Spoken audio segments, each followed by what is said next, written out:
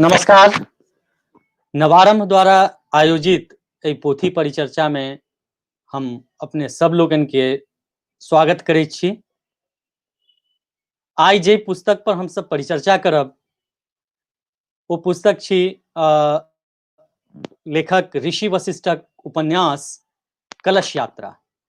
और एहि पुस्तक पर चर्चा करबा लेल हमरा सब संग उपस्थित छथि मैथिली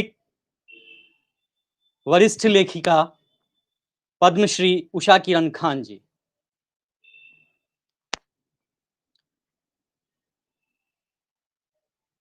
पद्मश्री उषा किरण खान जी हमरा सबके मैथिली हिंदी भाषा साहित्यक एकटा गौरवपूर्ण नाम छथि और सुविख्यात नाम छथि, जिनकर परिचय साहित्य से जुड़ल साहित्य प्रेमी जतेक लोकनि छथि हुनका बेसी करेबाक आवश्यकता नहीं है। तथापि कईएक दर्जन पोथी हिनकर आइ तक प्रकाशित छनि।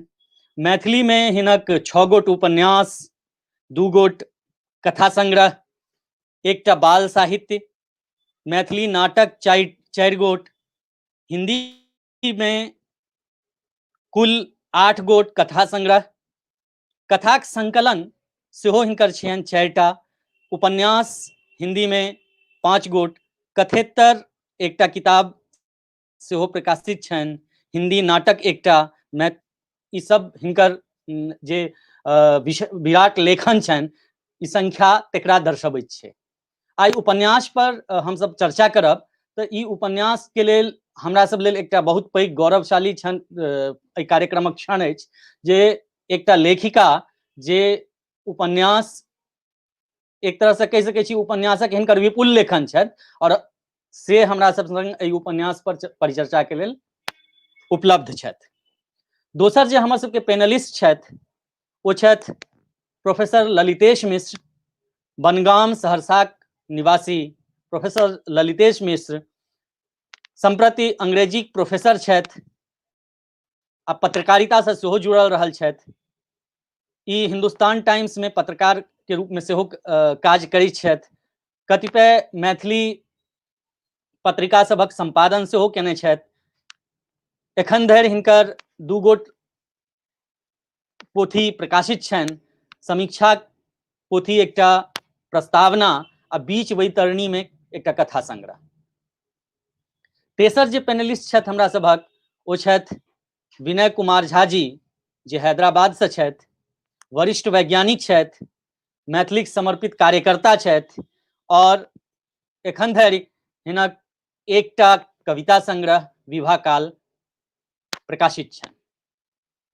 चारिम पैनलिस्ट छथि शुभेंदु शेखर, जे वनस्पतिक वैज्ञानिक छथि, नई दिल्ली में रहैत छथि, कोइलखक मूल निवासी छथि और हिनक एकटा कथा संग्रह जे बहुत चर्चित रहल अछि ओकरो कहियो पाँख हेतै प्रकाशित छनि। संगहि आइ जे लेखक के पोथी पर हम सब चर्चा कर रहल छी वो छथि ऋषि वशिष्ठ जी, जे परिहारपुरक गामक निवासी छथि, मधुबनी परिहारपुर गामक। आ हिनक एखन धरि मैथिली में 3 गोट बाल उपन्यास, 2 गोट बाल कथा संग्रह, 2 गोट कथा संग्रह, 1 गोट नाटक आ उपन्यास एकटा प्रकाशित अछि, जे उपन्यास पर हम सब आई चर्चा करऽ जा रहल छी।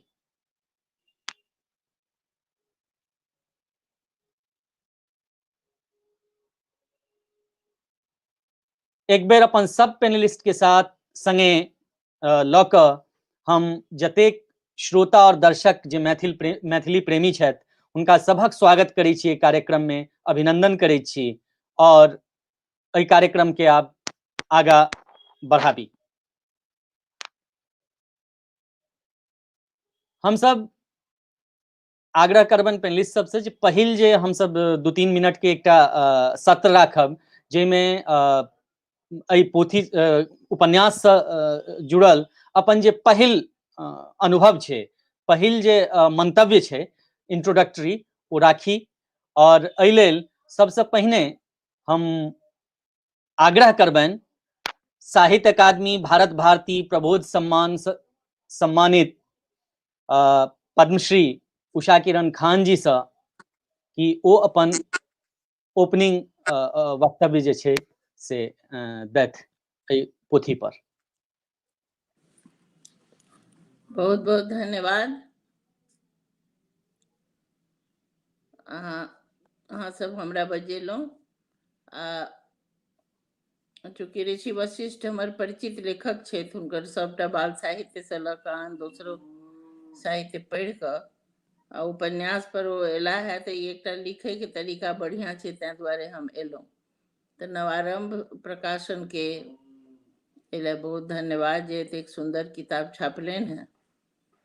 अहाँ सब गोटेके जे सुधीजन छी, जे गुंजन श्री छथि आ प्रणव जी छी, अहाँ दुनू गोटेके संचालन करैके वास्ते और नियोजित कार्यक्रम करैके वास्ते हम बहुत बहुत धन्यवाद देब। ऋषि वशिष्ठ उपन्यास लिखलनि, यह कोनो छोट गप नहीं छै, जे एकटा फुल फ्लेजेड उपन्यास लिख देलनि। किया तऽ उपन्यास लिखऽ में की होइ छै से हमरा अपने बुझल, तैं हम ई बात ककरो केओ जे उपन्यास लिखै छै ओकरा नीक आ बेजाय कहि कऽ खारिज कऽ देनाइ आ चाहे कतौ फुनगी पर चढ़ा देनाइ बहुत आसान गप छै। लेकिन ओ जे लिखै छै वएह जानै छै जे एकटा उपन्यास लिखै में ओ कतेक ओकरा पापड़ बेलऽ पड़ै छै। आ दोसर बात जे उपन्यास के बाद आब आइ जे एखन ओ बैसल छथि, या हमरा सब लग जे ओ पोथी आयल, या जे केओ कीनक चाहिए, किया तऽ मैथिल के बीमारी छै नहीं कीनै के। मान लिअ जे हम लेखक छी, अहाँ लेखक छी, तऽ एक दूसरा के हमसब पुस्तक विनिमय करै छी, लेकिन सब तऽ लेखक नहीं छै, पाठको छै, तऽ से खरीदे के तऽ आदत नहीं छै। लेकिन उपन्यास जो कीन कऽ पढ़ल जाय तऽ तकरा तहन ओ देखते जे शुरू से अंत तक ओहिमे की छै, केना की लिखल गेलैए। तऽ हम एहि दुआरे एहि कार्यक्रम में एलहुँ जे हम स्वयं ठीके उपन्यास लेखक छी, आ एम्हर अहाँ सब ओना देखने हैब जे हम बहुत बेसी विभिन्न प्रकार के लाइव में एलिए, लेकिन एम्हर जी एक जी 1.5 मास से नहीं एलिए, क्या तो हमरा मन बहुत ठीक नहीं छलै। आई हम 1.5 मास के बाद पहिल एलहुँ है जे हम एकटा टेस्ट अइ जे हम कते काल बाजि सकब कि नहीं बाजि सकब। ओना तऽ कोनो समय के हमरा लिमिटेशन ई देने छै। तऽ हमर ई कहब अइ जे हम एहि बात लए सबसे पहिने सबसे बेसी जे जिनका दुआरे हमसब आइ जमा भेलहुँ है, से ऋषि वशिष्ठ के एहि बातक लेल बहुत बहुत बधाई दै छियनि जे एकटा उपन्यास लिखलनि, निर्वाह केलनि आ एते सुंदर एकटा उपन्यास तैयार भऽ गेलै।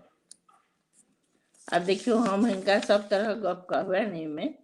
जेना पहिल गप तऽ हम ई कहबनि जे ओ उपन्यास, हुनका भाषा बहुत सुन्दर छनि, किया तऽ अभ्यस्त भऽ गेला ने, बहुत लिखला किताब, तऽ तखन आब हुनका लेल भाषा और साहित्य के लेखन, वाक्य विन्यास, एहि सब में कोनो प्रॉब्लम नहीं छनि।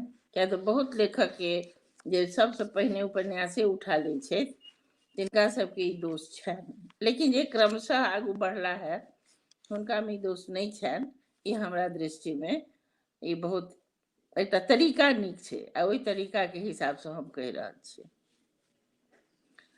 तऽ से सब ठीक छै, लेकिन एकटा उपन्यास जे लिखला है ओहिमे सबसे नीक बात ई छै जे एकटा संपूर्ण गांव के कथा छै, जे गांव में सब किछु छै। ठीक छै जे हमरा बुझि पड़ैए जे ओ एकटा जे गांव छै से संपूर्ण मिथिला के अहाँ ओहि गांव में समाहित कऽ लेलियै यए, एहन बुझि पड़ैए हमरा। तऽ हमरा सनक लोक के लेल ओ नव बुझाइए। हमरा ई कहै में कोनो एतराज नहीं बुझा रहल है, किया तऽ हम ओहन गांव देखबे नहीं केलियै। हम मिथिला के ओहि तरह नहीं देखलियै। हम जे गांव देखलियै ताहिमे 2टा 3टा महादलित जकरा आइ काल्हि कहै छै, ओ जाइत छै वएह गांव। ताहि दुआरे हम लिखबो सएह करै छी, ओकरा अतिरिक्त हमरा नहीं बुझल अइ।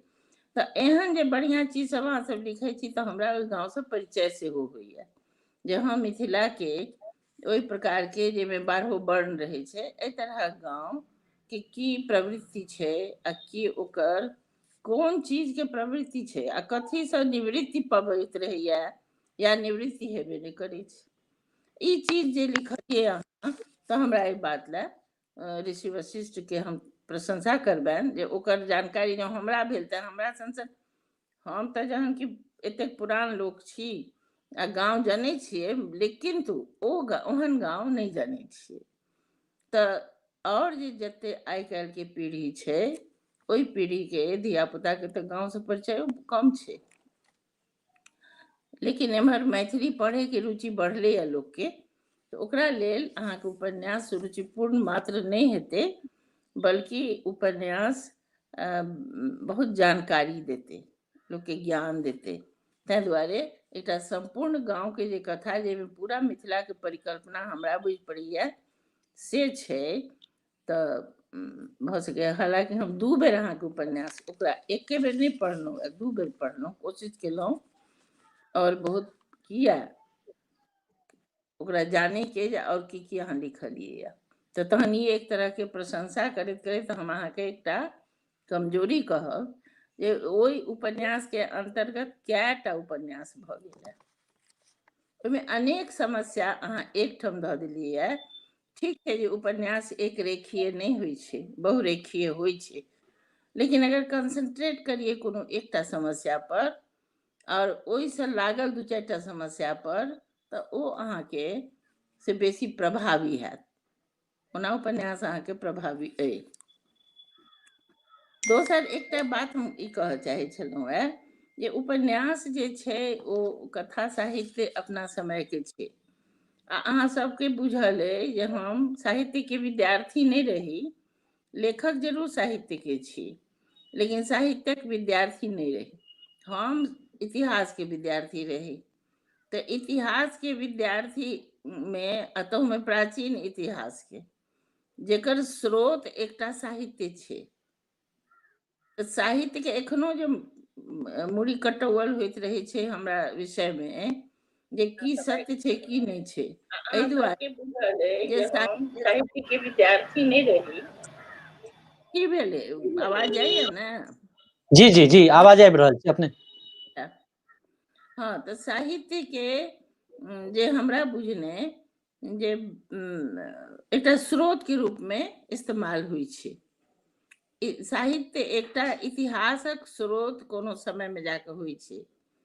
तो हम ई किया मान लिए जे हम जे आइ उपन्यास लिखलिए कि काव्य महाकाव्य लिखलिए कि कोनो कविता लिखलिए कोनो चीज लिखलिए तो वो एखने मरि जेतै, एखने नहीं मरि जेतै, वो बहुत दिन रहतै।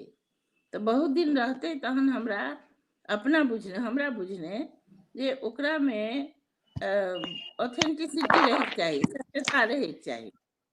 सत्यता के मतलब ई भेल जे अहाँ के वातावरण के इर्द गिर्द चलि रहल है, जे अहाँ के ओहिठाम में जेना मान लिअ अहाँ लिखलिए या अहाँ सुगाक चर्चा केलिए, अहाँ गाँव के सड़क के चर्चा केलिए, अहाँ लोकक चर्चा, बहुत बढ़िया, लेकिन कोनो अहाँ गाछ वृक्ष के बहुत बेसी चर्चा नहीं केलिए या कोनो एहि प्रकार के कोनो विषय ओ सब अगर करतिए तऽ अहाँके उपन्यास और व्यापक होइतै, से कम केलिए।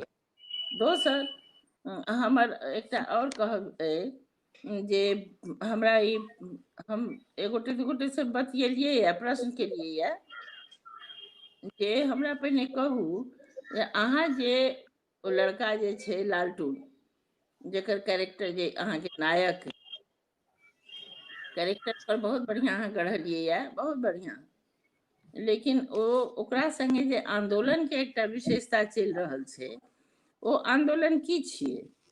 यदि ओ आंदोलन आतंकवाद नहीं बुझाइ छै, ओ बुझाइ छै नक्सलवाद टाइप के, तो यदि ओ नक्सलवाद के समय छै तही संगे अहाँ मंदिर बने के चर्चा केलिए या आ ओकरा संगे जे लोग छै ओ बजरंग दल टाइप के लोग के चर्चा छै, तऽ ई दुनू के तालमेल नहीं मिलैया। ई हम अहाँके ऐतिहासिक दृष्टि से मोन पाड़ै छी, तालमेल एहि दुआरे नहीं मिलैया जे ओहि प्रकार के मिथिला में हमरा नहीं बुझाइया जे ओहन आंदोलन जेकर चर्चा छै जे ताकै छै पुलिस, जरूर ताकै छलिए एक समय में, लेकिन तखन सिर पैर नहीं छलैया। तो ई दोनों के काल के ऐतिहासिक व्यतिक्रम भ गेला। एकर ध्यान रखे चाही। यदि हम सच बुझलहुँ तऽ हम 2 बेर पढ़लहुँ एहि दुआरे जे हम ओकरा सही बुझलहुँ कि नहि बुझलहुँ, आ लेखक की सोचि के लिखलखिन है, तऽ लेखक के अपन सोच छनि, ओ अपने एखन लेखकीय वक्तव्य में ओ बात कहता। लेकिन हम जे बुझलहुँ, हम ई बुझलहुँ जे यदि नक्सलवाद टाइप के ओहि लड़का में, किया तऽ ओकरा पुलिस ताकऽ अबै छै, आ तहन ओकरा और जे दुश्मन छै से ओकरा ओहिठाम मने ओकरा हत्या तक करे के साजिश केलकैया, तऽ ओ सब हत्या करे के साजिश कऽ सकै छै।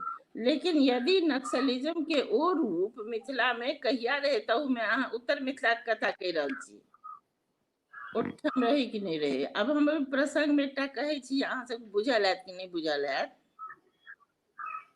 जे अपन जे भोगेंद्र झा जी छला है, भोगेंद्र झा जी जखन देश आजाद नहीं भेल छलैया तखन हुनका पुलिस तकैत रहनि। ओहि बीच में हुनका पुलिस संगे मुठभेड़ भेल छलनि, आ एतेक बेसी बुरी तरह ओ घायल भेल छलाह जे लहेरियासराय के जो बड़का हॉस्पिटल छै, ओहि हॉस्पिटल में ओ चारू तरफ से पुलिस के पहरा ओहिमे हुनका रखल गेल।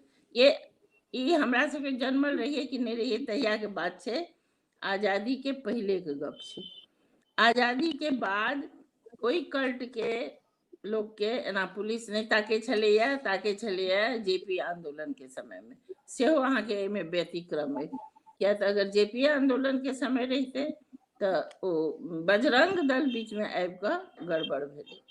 दोसर एकटा और अहाँ के बात कहै छी जे ओहिमे हमरा ओहि संगे संगे बहुत चीज छै, जेना मानि लिअ अहाँ किसान आंदोलन छै, आई एकटा इतिहास दिमाग में रखि कऽ जो साहित्य लिखल जाए तऽ ई एकटा मने कमाल के गप छै जे अहाँ एकटा किसान आंदोलन जे व्यापक रूप से छै, हालांकि एके बेर नहीं भेलैया किसान आंदोलन, बेर बेर भेलैया, लेकिन एखन अहाँके उपन्यास आयल है तऽ एखने ठीके किसान आंदोलन चलि रहल छै, आ अहाँ किसान आंदोलन के ओहिमे चर्चा केलिए, ओ एकटा ठीक छै।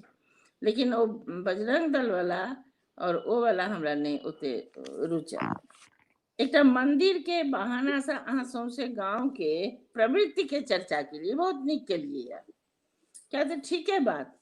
एहि तरहक प्रवृत्ति के से गांव में छै जे अहाँके जखन बनबे के रहत तहन सब गोटे के अपन अपन कहब, आ जहन नहीं रहत काज सुधरि जायत तहन अहाँके केओ अपन नहीं है। ई सब तो प्रवृत्ति छै।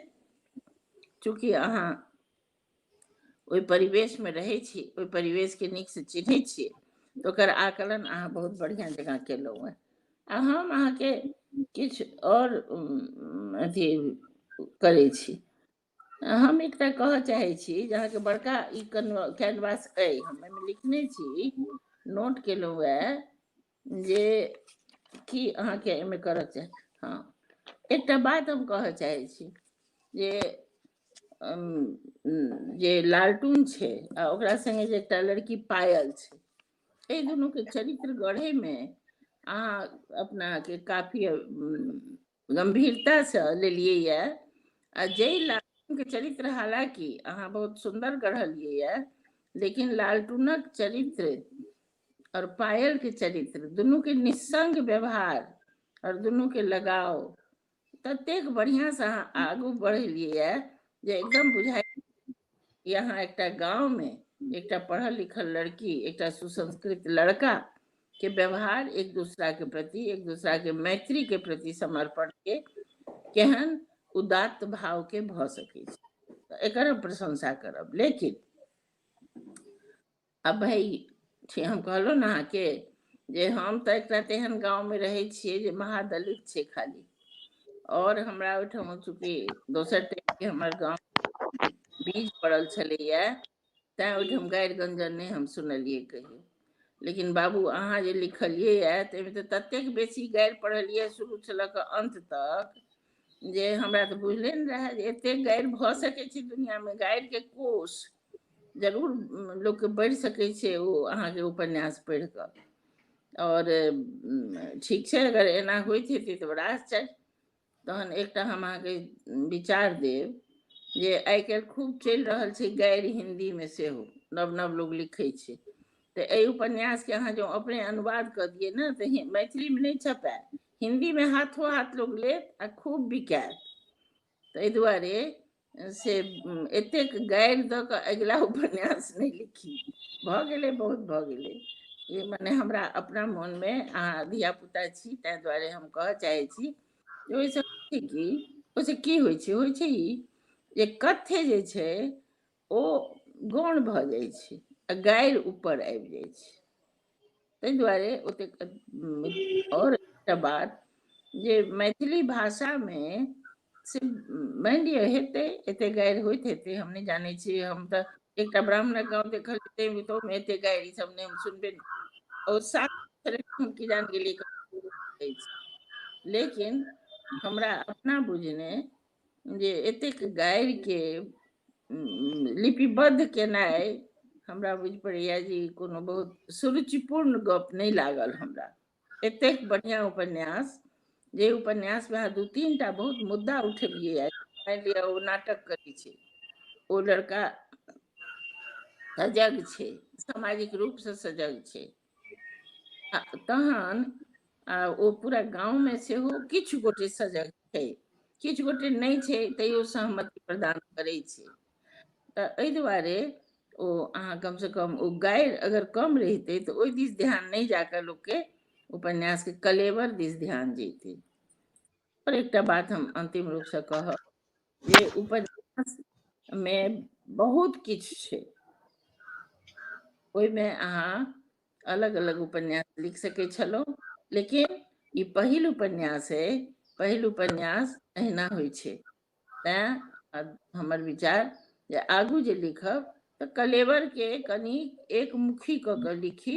रेखा गणित 2टा 4टा रेखा रहे, कम से कम 8-10 टा रेखा, विचार, लोकेल, गाँव के लोकेल अहाँके वएह है। ओहिमे ओहि लोकेल के अंदर एतेक लोकेल बहुत सूटेबल नहीं हैत, आ आगू दिन के लेल अहाँ ध्यान रखब जे ओकरा अहाँ कनी समेट कऽ लिखब। बहुत बहुत अहाँ बधाई जे अहाँ ई साहस केलहुँ। उपन्यास बढ़िया अइ, एहिमे कोनो दू मत नहीं छै, और लोग सब कहता, और अहाँ अपनो लेखकीय वक्तव्य में किछु कहबै। धन्यवाद। हम सब एखन सुनि रहल छलहुँ हैं पद्मश्री उषा किरण खान जी के, जे कलश यात्रा पर अपन कलश यात्रा के विविध पक्ष पर अपन बात रखलथि है।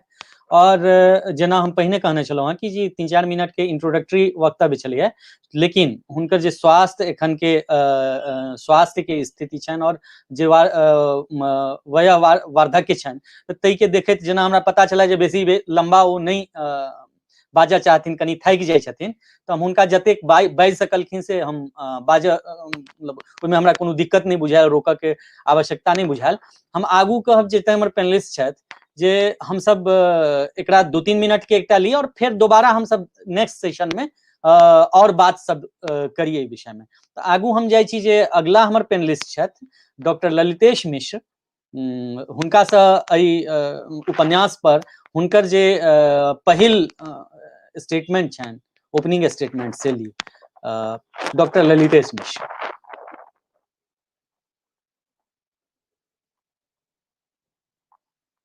सर अनम्यूट करिए अपना आपके, अपन माइक अनम्यूट करियो सर। जी जी भेल अब जी जी जी अब आवाज जाइए? जी जी जी जी बिल्कुल। सबसे पहिने तऽ आयोजक एहि परिचर्चा के जे छथि हुनका से हम साधुवाद दै छी जे अपन एहि परिचर्चा में वो हमरा सम्मिलित कैलन, और संग संग से एहि परिचर्चा में उपस्थित माननीय पद्म श्री से सम्मानित श्रीमती उषा किरण खान जी के प्रणाम करै छियनि। विनय बाबू, शुभेंदु शेखर जी, ऋषि वशिष्ठ जी, प्रणव नारमदेव जी के सेहो से शुभकामना दै छियनि और नमस्कार कहै छियनि। और हमरा बहुत खुशी है जे आइ से कलश यात्रा पर चर्चा के लेल हमरा लोकनि सम्मिलित भेल छी। प्रायः 1 साल पूर्व से मधुबनी में से कलश यात्रा के जे लोकार्पण भेल छलैया ताहि में हम उपस्थित छलहुँ हैं, और लोकार्पण करवा काल से हम थोड़ेक अपन से विचार ओहिठाम रखनु छलहुँ। तथापि अजीत जी गुंजन जी के से आग्रह भेलनि जे नहि अहू परिचर्चा में से अपने शामिल भ कऽ एहि संबंध में कही। एकटा बात जे संचालक महोदय मॉडरेटर महोदय कहै छथि जे ओपनिंग लाइन्स जे किछु हमरा कहबाक अछि से 2-3 मिनट के हो ओ उचित, बहुत नमहर वक्तव्य देलासँ से ओ बेसी ठीक नहीं। तो सिर्फ ओपनिंग रिमार्क में अभ्युक्ति में हम एहि उपन्यासक के संबंध में से हम एतबे कहे चाहब जे 21वीं शताब्दी में कम से कम 20 वर्षक के अवधि में मैथिली में जतेक रास उपन्यास एखन धरि प्रकाशित भ हमर नजरि से गुजरल अछि ताहि में हमरा बुझने ई सर्वोत्तम उपन्यास छै। तकर कारण 2-3 टा कारण सिर्फ कहि कऽ हम एहि बात के खत्म करब। पहिल तऽ ई छै जे राजनीतिक और सामाजिक चेतना के ऐसे उत्तम अभिव्यक्ति पूर्वो में नहीं, मतलब जे 19वीं शताब्दी में 20वीं शताब्दी में जे उपन्यास सब मैथिली साहित्य में लिखल गेले है ताहू में समकालीन चेतना के एतेक समर्थ और एतेक दृढ़ अभिव्यक्ति प्रायः नहीं भेल छै। ई कलश यात्रा से समकालीन सामाजिक आ राजनीतिक चेतना के अनुपम उपन्यास अछि। बहुत रास आपत्ति माननीय उषा किरण खान जी से बतौलन जे उपन्यास में इतिहास के मिश्रण अथवा ढेरी रास कथा और अंतर कथा के समावेश बा फुहरता से संबंधित बा अश्लीलता अश्लील गायर से संबंधित विषय सब कहलन। ए पर विशेष चर्चा तो हम फिर अपन अगला वक्तव्य में कहब, लेकिन हमरा बुझना हुनकर बहुतो रास से कथन से हम से सहमत नहीं छी। पहिल बेर देखल जाए जे सामाजिक सामरस्य पर धर्मक नाम लऽ कऽ चोट केनिहार व्यक्ति के उजागर एतेक प्रखरता से ए उपन्यास में कयल गेल छै।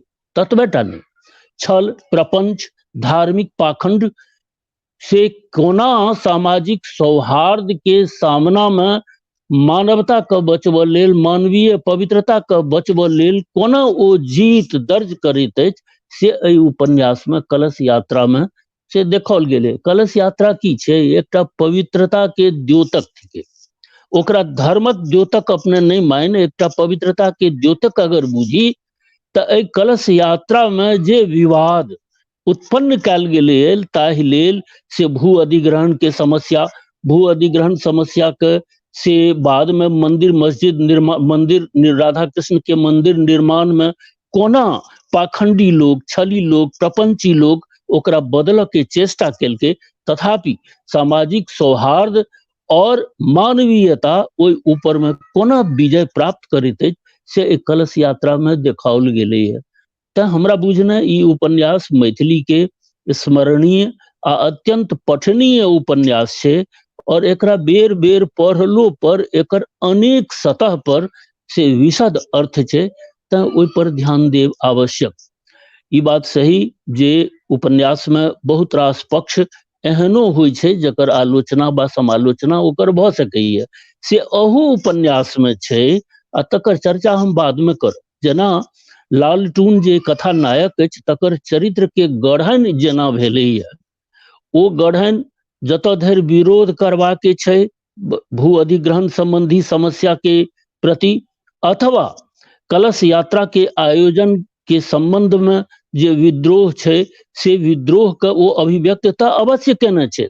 लेकिन कनिटा स्मरण कयल जाय जे जहि समय में से मुस्लिम युवती आ महिला अपन तर्क उपस्थापित करैत छथि जे ई कोन धर्म ग्रंथ में लिखल छै जे कलश यात्रा में हम शामिल नहीं भ सकै छी, जखन कि हमरा लोकनि एहि गाम के मिश्रित सभ्यता और संस्कृति में सब दिन से सहभागी रहलहुं हैं।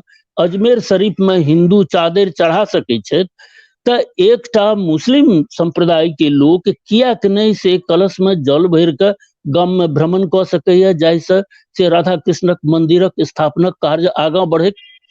ओहि ठाम अपने एहि उपन्यास के जो पढ़बै बा पढ़ने होए तो देखबै जे लालटून पूर्णतः गायब छै तो संपूर्ण दृश्य और परिदृश्य से। एकटा अंग्रेजी में सुविख्यात उपन्यासकार छथि, हुनकर नाम छनि E.M. Forester, Edward Morgan Forster वो एकठाम वो लिखने छथिन जे दू तरह के चरित्र होइ छै। एकटा चरित्र तऽ होइ छै जकरा वो कहै छथिन फ्लैट, आ एकटा के कहै छथिन ओ राउंड। फ्लैट चरित्र से ई छै जे जकरा में से चारित्रिक विकास शुरू से लऽ के अंत तक देखाई नहीं दै छै। राउंड वो चरित्र भेल जे चरित्र शुरू से लऽ के ओकर मतलब कथा अथवा कथानक के अंत धरि ओकर ओहि में चारित्रिक विकास देखाइत रहे छै। लालटून जे तरह के प्रवृत्ति और जे तरह के विषय के लऽ के अपन विरोध दर्ज करे छथि ओ तो हुनकर निश्चित से राउंड चरित्र के द्योतक अछि।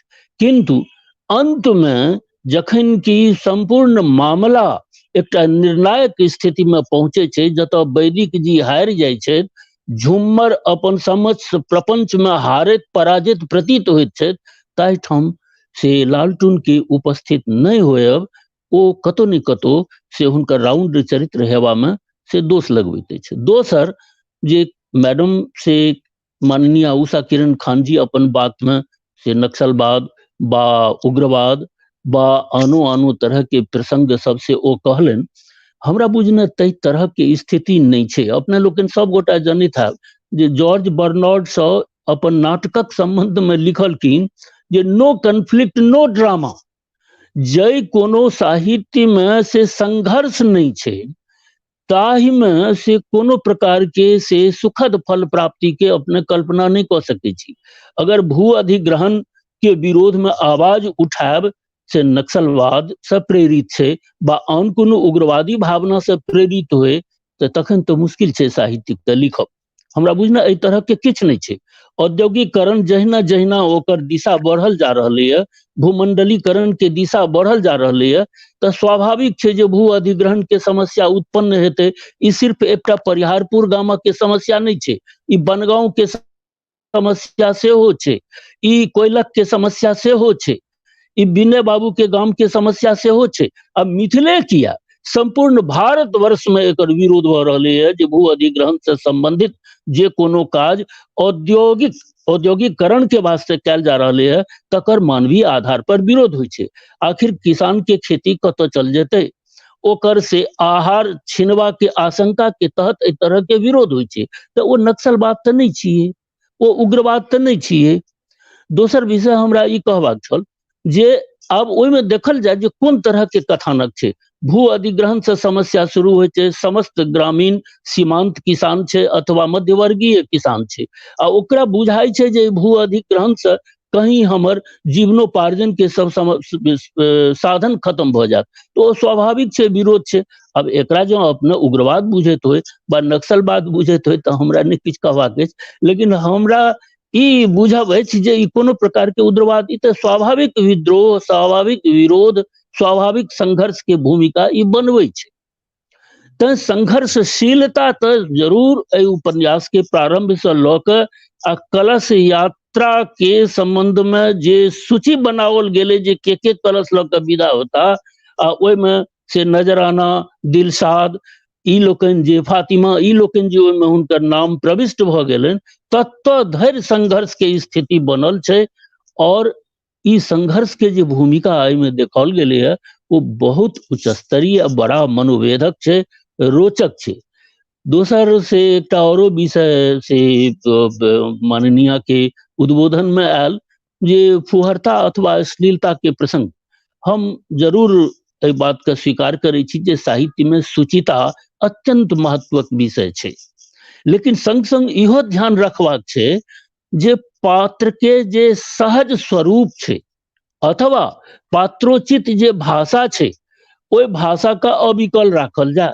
भले ओहि में से कतौ न कतौ अपने के से अश्लीलता के गंध अबैत हो, फुहरपन के गंध अबैत हो। साहित्य एकटा श्रेष्ठ साहित्य छै तऽ श्रेष्ठ साहित्य के लेल ओ अनुकूल नहीं मानल जाए, लेकिन इहो तर्क तऽ अकाटी छै जे पात्रोचित भाषा। अब जेना मान लेल जाए जे हम बनगांव में रहै छी, हम मूल निवासी छी सरिसोपाही के, श्रोत्रिय कुल के ब्राह्मण छी, आ एहि गाम में मुस्लिम रहे छै, पासवान रहे छै, धोबि रहे छै, चमार रहे छै, कि वो हमरे जकाँ बजे छै? नहीं बजे छै हमरा जकाँ। ओकर अपन जे सहज भाषा छै ताही में वो बजे छै। ई बात अलग छै जे हमरा सोझा उपस्थित भेला पर से ओ अपना के से संस्कारित क के बजैया, लेकिन ओकर आंगन चल जाओ, ओकर से देहर पर चल जाओ, ओकर भाषा सुनबे तो अहाँ के अजीब लगे। आब अपने कहबे जे साहित्य में ई विषय कोना औते, किया औते, एकर की प्रयोजन छै, तो कखनो कखनो से चरित्र के जे सहजता छै, भाषिक सहजता, व्यक्तित्वक सहजता, ओकरा से ओहिमे राखऽ पड़ै छै। तथापि से हम जे लोकार्पण समारोह में छलहुँ हैं, ताहू में हिरेंद्र कुमार झा जी से एहि पर बहुत रास प्रश्न उठौने छलाह। ओहो कोइलखे के वासी छै। हम हिरेंद्र जी के बाद में कहलियन जे अहाँ गाम में जे मान लेल जाय जे चमार जाति के लोग, कमार जाति के लोग ओहिना बजैया हिरेंद्र जी जहिना अहाँ बजै छी? तो नहीं सर, से तो नहीं छै। हम कहलिए तो बस तहिना ओटा अयोधी के जे चरित्र खींचल गेले है, तो ओकर जे स्वभाव छै से ओ गारि कम छै आ मनोविनोदार्थ ओहन ओहन भाषा सबके उपयोग कयल गेले। तो मोटा मोटी थोड़े समय तो हम बेसिए ल लेलहुँ, हम बाद में फिर एहि पर विशद रूप से चर्चा करब। लेकिन हमरा बुझना ई उपन्यास एक सफल उपन्यास छै और एकर गढ़न में ओ अपन बहुत कमाल देखौने छथि लेखक ऋषि वशिष्ठ। और हमरा बुझना मैथिली साहित्यक जे उपन्यास के जे एखन धरि के जे क्षितिज छै से एहि उपन्यास के प्रकाशन से ओ विस्तारित भेल अछि, बढ़िया भेल अछि।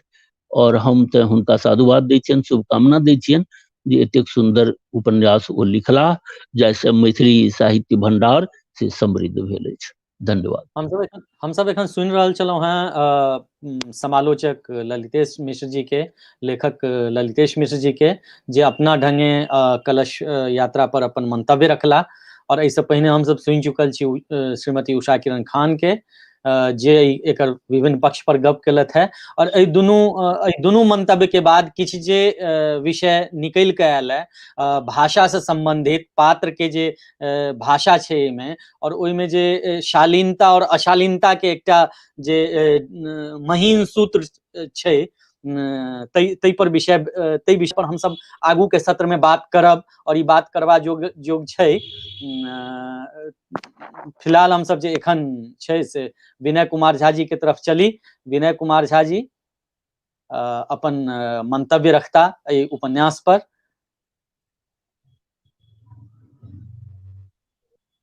विनय सर, माइक अनम्यूट कयल जाय विनय सर।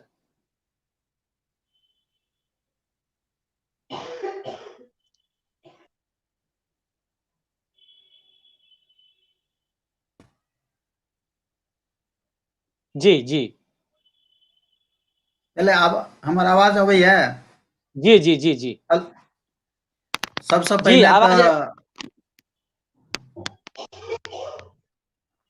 सब पैनलिस्ट के हम नमस्कार करै छी और लेखक श्री ऋषि वशिष्ठ के धन्यवाद, जिनका प्रसादे कहे छै विप्र प्रसादात समुपस्थितो हम।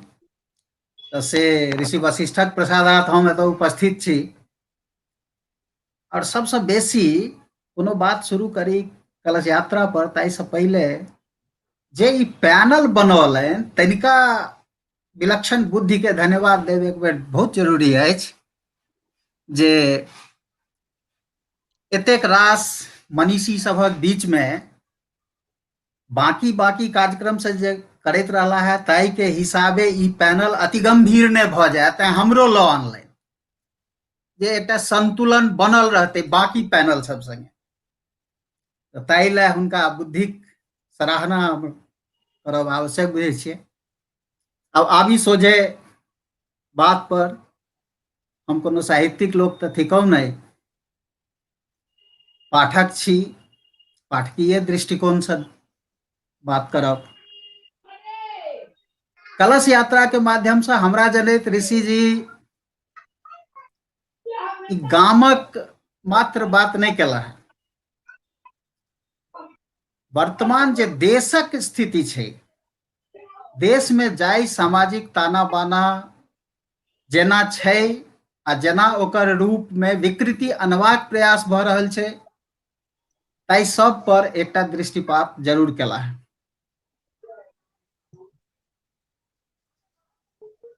तें एकरा मात्र गाम बा मात्र मिथिला क्षेत्र से नहीं मान कऽ हम संपूर्ण मिथिला क्षेत्रों में कदाचित आब एतेक एहन कंप्लीट गाम तो आब छैहो नहीं जाहि गामक ओ चर्चा कयलनि है ओतौ जब विभिन्न जाति वर्गक लोक सब रहे छै तऽ आब एक एकटा अलग अलग टोली बना कऽ गाम से अलग भऽ जाइ छै। ताहि दृष्टिए हम हिनका गाम के जाहि गामक ई चर्चा कयलनि है एहिठाम ओकरा एकटा लिटिल इंडिया जकाँ देखै छी जाहिमे सब केओ छथि और ई समस्या सब छै। दूटा बात दिस हमरा बेसी ध्यान गेलै नायक बनबाक जे एखन प्रक्रिया चलि रहलै है अपना समाज में ताहिमे दू तरहक नायक होइ छै। एकटा तऽ होइ छै कृत्य आ तर्क सँ जे अपन दृढ़ इच्छा शक्ति तर्क शक्ति और योजनाबद्धताक कारण लोक नेतृत्व कऽ पबैया। दोसर एकटा जकर नेतृत्व कऽ रहल अछि लालटून, यद्यपि कोई चरित्रक बाद में जहन और चर्चा हेतै तऽ एहि पर जरूर हेतै कि जे ओकर चरित्रक विकास जेना डॉक्टर ललितेश मिश्र कहलनि ओहि चरित्रक परिपाक ओतेक बढ़िया सँ हमरा नहीं लागल जते उदात्त ओकरा हेबाक चाही छलै किछु क्रियाशीलता ओहिमे और ओकर देखेबाक चाही छल। दोसर एकटा चरित्र छै झूमर जेकर जे झूमर के कियो नेता बनौने नहीं छनि ओ ओहि जीर्ण शीर्ण मंदिरक उद्धार के एकटा हथियार बना कऽ और लोकक जे धार्मिक भावना छै तकर दोहन करैत ओ स्वयंभू नेता बनै छथि। इस समाज में आई एहि दुनू तरहक नेताक निर्माण भऽ रहलै और तकर बाद ओहन नेताक महत्वाकांक्षा जागृत होइ छै। एहि दिस ई दृष्टि दियौलनि है। हम मोटा मोटी देख रहल छी जे एहिमे 4 प्रकारक वर्गक प्रतिनिधित्व करय वाला लोकक ई चर्चा केलनि है अपना उपन्यास में। हम एकर साहित्यिक बात सब पर नहीं जा रहल छी, उपन्यास केना हेबाक चाही ओकर की छै ओकर अंग उपांग एहि सभक हमरा जानकारियो नहीं है तैं हम ओहि पर जेबे नहीं करब। 4 प्रकार के हिनकर चरित्र अबै छनि एहिठाम एकर दूटा प्रतिनिधित्व तऽ झूमर आ लालटून जे सकारात्मक नकारात्मक चरित्र छै तकर बात करै छथि। समाज सबसँ बेसी तकलीफ में छै शेष दूटा चरित्र के लऽ कऽ जिनकर एकटा छथि जगदू बाबू ओहो एकटा चरित्र छथि जे समाज के बेसी काल नुकसाने पहुंचाबै छथिन जिनका जे बूझै छथिन नीक की छै बेजाय की छै नायक के छै खलनायक के छै सबटा के चिन्है छथिन लेकिन ओ नायको सँ रातिक अन्हार में भेंट करऽ चाहै छथि। ओ स्वीकारो कऽ लै छथि जे हौ सत्य तऽ इएह छै लेकिन हमरा से कहबाक साहस नहीं अछि। तैं हुनकर संग झुमरो के भेट जाइ छै मंच पर और अप्रत्यक्ष रूपे लालटूनो के भेट जाइ छै। ई सामाजिक जे हमरा सभक जे ताना बाना में ई पात्र जे छथि से हमरा जनैत सबसँ बेसी खतरनाक समाज के दिशाहीनता दिस लऽ जाय वाला एकटा एहन पात्र छथि और ताहि पात्र के ऋषि जी लोकक सामने अनलथि है हुनका चिन्ह ओहन पात्र के चिन्हवाक लेल इंगित करै छथि। जँ से हुनकर दृष्टिकोण नहीं रहितनि तो हुनके मुँहे नहीं कहबा देतथिन जे हाँ ई बात तऽ ठीक छै लेकिन हमरा से कहबाक साहस नहीं अछि। अवश्य ऋषि जी ई जानि बुझि कऽ केने छथि ई कोनो अनजान में नहीं केने छथि। हम एहि हिनका साधुवाद दै छियनि। हम एहन एहन पात्र के बुझै छियै जे समाज के लेल सबसँ बेसी जे बीचे में ठाढ़ रहऽ चाहै छथि तिनका सब दिस हमरा सबके ध्यान दियौलनि। दोसर एक चारिम पात्र जय अयोधी मिसर के लऽ कऽ बहुत बात होइत रहलै है। हालांकि इहो एकटा पात्र छै कि समाज में विदूषकई कऽ कऽ अपन विदूषकत्वक हिसाबे अपना लेल एकटा कुर्सी छापि लेनाइ तक तऽ लेकिन दृष्टिकोणहीन छै। ई चरित्र कतौसँ समाज में कोनो सकारात्मक कोनो नकारात्मक ककरो पक्ष ककरो विपक्ष किछु नहीं, ओ हुनका एकटा कुर्सी चाही और अपना चारू भाग किछु लोक चाही जे हुनकर खिस्सा सब सुनैत रहे।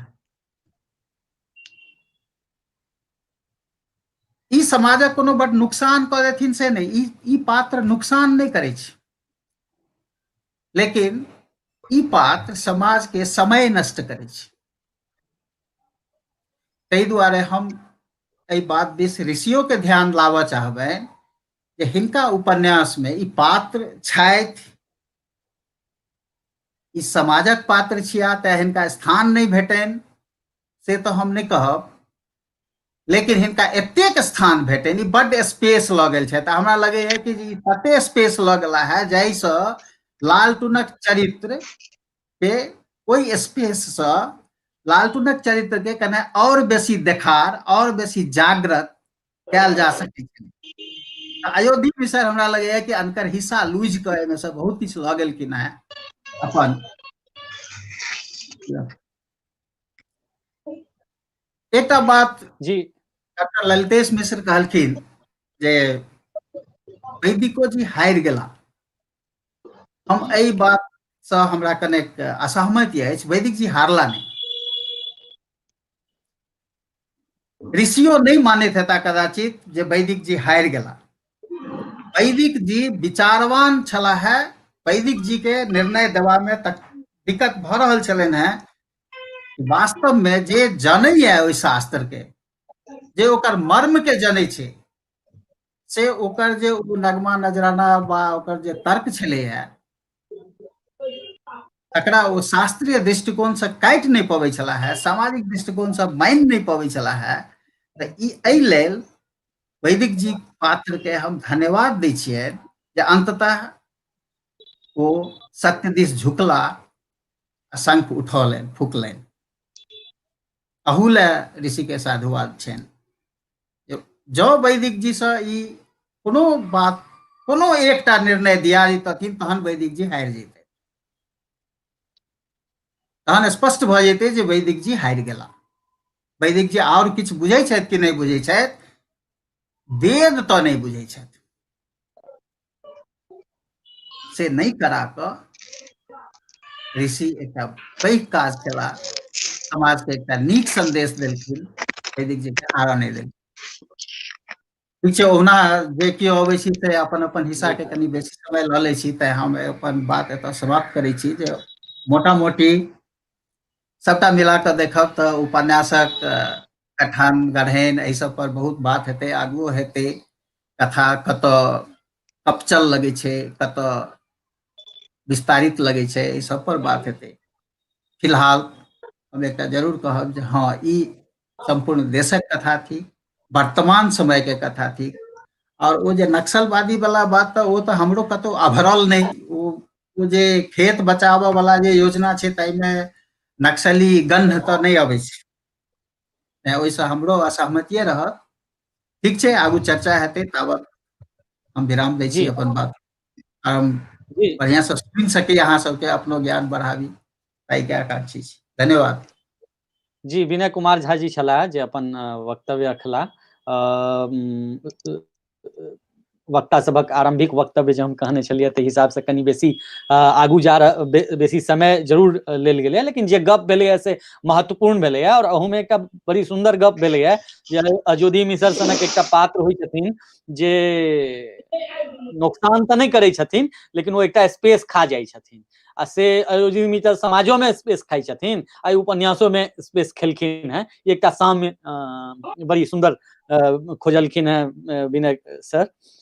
आब चलै छी हम सब शुभेंदु शेखर जी लग, जे एखन तक पूरा कार्यक्रम के जे एखन तक पैनलिस्ट छला सबके बड़ी गंभीरता से सुनि रहल छथि, और शुभेंदु शेखर जी अपनो एकटा चौचक लेखक छथि, नीक कथा लेखक छथि, और हम सब सुनी शुभेंदु शेखर जी वक्तव्य एहि उपन्यास पर। जी प्रणव भाई, धन्यवाद।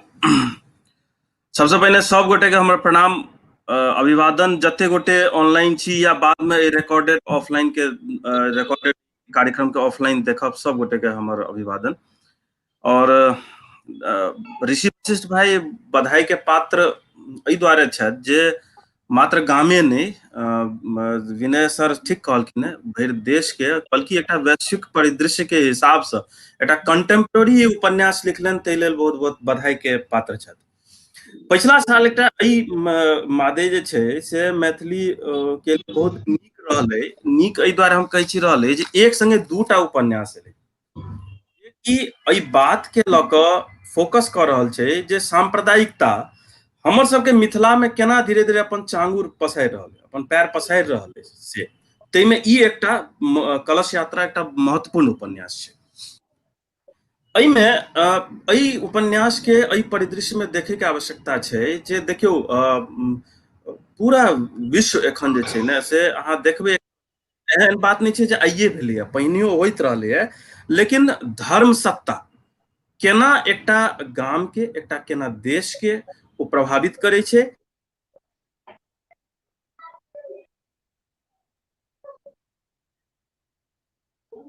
केना ओ धर्म के आड़ लऽ कऽ धर्म के पीठ पाछू से अपन काज करे छै, ई सब जे छै एहि उपन्यास के खास बात छै। धर्म देखियौ, धर्म जे छै से हमर सबक जीवन के, चाहे आस्तिक होय नास्तिक होय, हमर सबक जीवन के बहुत चीज के प्रभावित करैया। हमर सबके जीवन के कतौ न कतौ हर चीज में धर्म सम्मिलित रहैया, लेकिन धर्म सत्ता एकटा अलग चीज भऽ जाइ छै। धर्म सत्ता ओहि धर्म के उपयोग कऽ कऽ सबसे पहिने की छै जे ओ अहाँके तर्क के मारि दैया। तऽ झुम्मर सब जे चरित्र छै ने, ओ अहाँके एहि पूरा उपन्यास में जे छै अहाँके तर्क के मारे के हर जगह प्रयास केलकै। आ धर्म सत्ता ओहि चरण पर यदि बात हेतै, अगिला चरण में बात करब जे केना केना ओ अपन चरण क्या स्टेप लऽ कऽ जे छै से धर्म सत्ता जे छै से प्रभावित करे छै। लेकिन मिथिला के में एखन सांप्रदायिकता, मिथिला पहिने जाति पर बांटल छलै, लेकिन आब धर्मों पर बांटल जा रहल छै। ई हम एकर ई सांप्रदायिकता के ई जे पदचाप छै, जे पगध्वनि छै, से सुनि कऽ हमरा सबके सचेत भऽ जेबाक चाही। और ई स्थिति आब आबि गेल छै। और ऋषि वशिष्ठ भाई बहुत कंटेम्प्रेरी एहि दुआरे लिखलनि हैं जे भरि देश के ई समस्या छै। अहाँ के बिहार के चुनाव भेल, लोकसभा के चुनाव भेल है, अहाँ अमेरिका के चुनाव भेलै है, अहाँ जतेक ठाम अहाँ देख रहल छी, अहाँ देखियौ सब ठाम जे छै ने से धर्म सत्ता सब चीज के ग्रसे के अपना चाबुक में लेके। एक मिनट कनी रोकब हम शुभेंदु जी। ललितेश सर अपन माइक के म्यूट कऽ लेल जाय, अपन माइक के म्यूट कऽ लेल जाय कनी। हाँ शुभेंदु जी। हाँ भाई, तो सएह हम कहै छलहुँ जे ई हमरा सबके एक्चुअली चेतबै है, ई उपन्यास हमरा सबके चेतबै है जे हमरा सबके ओनाहियो गाम में देखियौ, गाम के में जे परिवर्तन भऽ रहल छै, सकारात्मक से बेसी अहाँ देखबै नकारात्मक परिवर्तन बेसी भऽ रहल छै जे एखनका समय में छै। ई जे बाहरक थाल कादो छै, जे सांप्रदायिकता धर्म के आधार पर जे बंटवारा छै, से फेर से हमर सबके गाम में औरो मने एकरा कहै छियै जे नकारात्मक रूप से और इंक्लूड भऽ रहल है। ओहि के लेल ई उपन्यास हमरा सबके जे छै चेतबै है। रहले बात हम अगिला चरण में बहुत बात हेतै ई नायक के लऽ कऽ, लालटून के लऽ कऽ या अयोधी मिसर के लऽ कऽ जे चरित्र के गढ़न भेलैया, ओहिमे हम किछु सहमति किछु असहमति अपन सीनियर पैनलिस्ट रखै छी, ओ दोसर चरण में बात करब। लेकिन की छै जे एकटा जे एकर एहि के जे नकारात्मक बात छै, जे उपन्यास के नकारात्मक बात छै, ओ ठीके छै। अहाँ ई नहीं मात्र अयोधी बात लऽ कऽ नहीं छै, अयोधी ठीके बहुत स्पेस खा लै छथिन, कतौ कतौ बहुत महत्वपूर्ण मुद्दा पर विचार लग अयोधी मिसर के आनि कऽ मने ओ कनि कमजोर करै छै ओ उपन्यास के ओहिठाम। लेकिन ओकर कारणो छै एकटा, ओकर कारण की छै जे एकटा गद्य लेखक यदि उपन्यास लिखैया तखन एकटा जे मूल प्रवृत्ति नाटककार के जकर रहै छै, ओ जहन उपन्यास लिखै छै तकर दुनू के बड़ा फर्क रहै छै। त जे खास कऽ कऽ ग्राम्य स्तर पर, जे ग्राम्य मंच पर या गाम में ग्राम्य नाटक के एहि सब के ध्यान में रखैत ओकर बाद उपन्यास के गढ़न करै छै ने, तऽ ओकरा संगे ई एकटा समस्या आबि जाइ छै। औरो बात हेतै, फिर कोनो बात नहीं छै, लेकिन ई जरूर छै जे हमरा सबके सामने में कलश यात्रा के रूप में ई एकटा उपन्यास सामने जैमे दू तीन टा चीज के गहे के आवश्यकता छै। एकटा ई जे सांप्रदायिकता हमरा सबके मिथिला में, हम कंक्लूडिंग पॉइंट अपन कहि रहल छी, हमर सबके मिथिला में केना घुसि रहलै, हमर गाम में केना घुसि रहलै, हमर गाम के केना बांटि रहलै, आ तकर बाद जे छै से मतलब धर्म सत्ता केना लोकतंत्र के प्रभावित कऽ दै छै। लोकतंत्र संख्या के खेल भऽ कऽ रहि गेल छै, लोकतंत्र जे छै से लोकक अथी नहि रहि गेल छै, ओकरा केना जे छै से ओ प्रभावित कऽ दै छै। एकटा राधा कृष्ण मंदिर के लऽ कऽ केना गाम के जे छै से बांटि दै छै, झुम्मर सनक चरित्र केना आबि जाइ छै, अयोधी सनक चरित्र सेहो रहै छै। तऽ बाकी बात जे छै से फेर दोसर चरण में करब, बेसी समय हम नहीं लेबऽ चाहब। धन्यवाद भाई। हम सब सुनलहुँ एखन बेरी बेरी कऽ कऽ सब पैनलिस्ट के, अपन सब विद्वान पैनलिस्ट के, और एहि पहिल सत्र में जे हमरा सबके मूल गपशप निकलि कऽ आयल, ओहि गपशप में हमरा सबके सामने एकटा चीज आयल जे पात्रक चुनाव, उपन्यास के जे विषय के चुनाव छै, पात्रक चुनाव छै, पात्र के संग संग जे पात्रक भाषा के चुनाव छै, और ओकर जे एकटा जे ओकर मात्रा छै, तऽ अनुपात छै, ओहि सब पर गप भेल।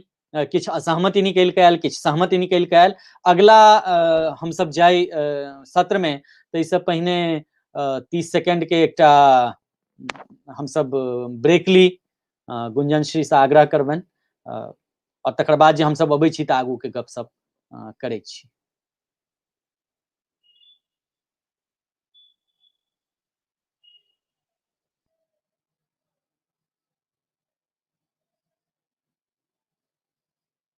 लगैया गुंजन जी कनेक्ट नहीं भऽ पाबि रहल छथि, नहीं कनेक्ट भेलथि है। ठीक छै, तऽ हमसब एखन जे गपशप भेलैया ताहि विषय पर एलहुँ हैं जे पात्रक चुनाव और पात्रक जे भाषा बोध छै से एकटा निकलि कऽ आयल है, जाहि पर खूब गप भेलैया। और माननीय उषा किरण खान जी, डॉक्टर ललितेश मिश्र जी एहि पर खूब गप रखलखिन हैं, अपन सहमत असहमति छलैया। तऽ हम एहि विषय पर एक बेर फेर चली उषा किरण खान जी के तरफ, और हुनकर मंतव्य सुनी। अनम्यूट कयल जाय, माइक के अनम्यूट कयल जाय प्लीज जी। उपन्यास का भेल ना? जी जी आवाज जाइए? जी जी जी जी हाँ हाँ हाँ। उपन्यासकार जे उपन्यास लिखै छै तऽ कोनो हमरा से पूछ कऽ तऽ नहीं लिखले ने, वो अपने इच्छा से लिखै छै, हमहूँ अपने इच्छा से लिखै छी। और उपन्यास में हुनका जे पात्र, जे लोकेल, जे किछु छनि से हुनकर अपन छनि, पढ़नाहर अपना तरीका से बुझै छै।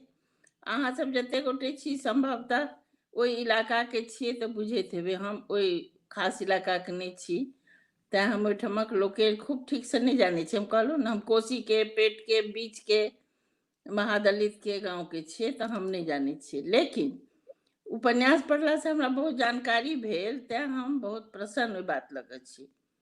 आब ओ 2 बेर पढ़लहुँ, हम कहलहुँ 2 बेर पढ़लहुँ तऽ हमरा एतेक स्पष्ट भेल, इहो 2 बेर पढ़लहुँ, ताहिमे हमरा किया बुझायल जे नक्सलाइट छै। एहि दुआरे बुझायल जे ओहिमे लुका छिपी वाला गप छै। यदि किसान आंदोलन चलि रहल छै, चलिए रहल छै, बहुत दिन से ठाम ठाम जगह जगह चलि रहल छै, एखनो चलि रहल, ओहिमे लुका छिपी नहीं छै। ओहिमे लुका छिपी शब्द लिखल छै, मने पुलिस आबि गेलैया, ओकर बूट चरमरा रहल छै, ताहिसँ हमरा आभास भेल, से बात हमरा मने स्पष्ट नहीं बुझायल। तऽ एकर मतलब ओतऽ किछु स्पष्टताक अभाव छै। ई उपन्यासकार अपना मनमे सोचि लेत, ई तऽ एकटा संस्करण खत्म हेतै तऽ फेर दोसर संस्करण के लेल जँ परिवर्धित करऽ लगता या और लिखऽ लगता, ओहि पर कनि गौर करथिन जे ओहिठाम किया हमरा शक भेल। हम स्वयं उपन्यासकार छी, तैं कहै छी जे ओ भ सके नक्सलाइट के त ई लुका छिपी वाला बात हमरा नहीं बुझाले जे कतौ ई किसान आंदोलन या एहि तरह में होइत हेतै या पुलिस एहि बात ला पकड़े ला रात बिरात में अबैत हेतै जी जी ई हमरा एखन अपना बुझायल ई हम अपन कहलहुँ जी तऽ जी ओहिठाम स्पष्टता हेबाक चाही एक बात दोसर बात जे गैरखर ओ छै तऽ हमरा कोनो ओकरासँ एतराज नहीं है एहि दुआरे जे एकटा पात्र छै ओही प्रकार के पात्र ओ हेतै तऽ ओहन ओहन बात ओ बजबे करतै तैं ओहि साहित्य में नहीं हुआ से हम नहीं कहै छी हम ई कहलहुँ जे हमरा नहीं परिचय छलै जे हम एहि उपन्यास में देखलियै ई कोनो नव बात छैहे नहीं आइ काल्हि तऽ हिंदी उपन्यास में जे नवयुवक सब छै ओ खूब गारि लिख रहल छै अंग्रेजियो में होइत हेतै हम अंग्रेजी वाला पढ़ै तढ़ै नहीं छी क्लासिक के अलावे हमरा कोनो मतलब नहीं है लेकिन हिंदी बंगला और दोसर दोसर भाषा के जे अनुदित उपन्यास पढ़लियै है ताहिमे हिंदी नवयुवक सब खूब गारि लिखै छै तऽ गारि लिखै छै तकर मतलब समाज में गारि कतौ छै तहन ने लिखै छै तहिना अगर वशिष्ठ लिखलखिन है तो गाँव घर में एहन कैरेक्टर होइ छै जे ठीके बात कहलखिन है विनय जी जे वो अनेर से स्पेस लै छै ठीके स्पेस लै छै वो ई बात और अंतिम बात जे ओ की शुभेन्दु जी कहै छलखिन है जे गाँव में जाइत तऽ शुभेन्दु जी बहुत बेसी एहिठाम हमरा बाजैके नहीं है लेकिन एकटा प्रश्न छोड़ै छै याद रखब जे गाँव घर की कतौ कोन समय में नहीं रहे अथी संप्रदायवाद हर समय रहे ई तऽ एखन लोग के जागरूकता एलैया तें ने कोनो लड़की के कोनो लड़का पढ़ल लिखल कहै छै जे हमरा हमहूँ कलश लऽ कऽ जायब नहीं तऽ कहाँ अहाँ सुनने रहियै जे मंदिर के लेल कलश लऽ कऽ कोनो मुसलमान जाइ छलै नहीं जाइ छलैया एक तऽ कलश यात्रा टाइप के चीज एहि प्रकार के हेबो नहीं करै छलैया ई सबटा आयातित संस्कृति छै तऽ आयातित संस्कृति के घालमेल भऽ गेलै अपना ओतऽ जे विशुद्ध मैथिल मुसलमान हिंदू रहै से आब नहीं न रहि गेलैया जे विशुद्ध सब जाइत रहै बारहो वर्ण से आब नहीं रहि गेलैया तैं दुआरे जेना जेना समाज हम ई कहबो केलहुँ है राजनीति अहाँ बहुत बढ़िया लिखलहुँ है समाज नीति पूरा तरह से फरिछायल नहीं कैनवास जतेटा अइ ततेटा उपन्यास नहीं है कैनवास पैघ है उपन्यास ओहि हिसाब से छोट अइ तैं दुआरे से ई अस्पष्टता छै आ एहि बातक जी अपन जवाब देब जे कहिया जी जी नहीं रहे संप्रदाय ठीक छै जी जी एखन सुनलियै ई एकटा यथार्थ छै जे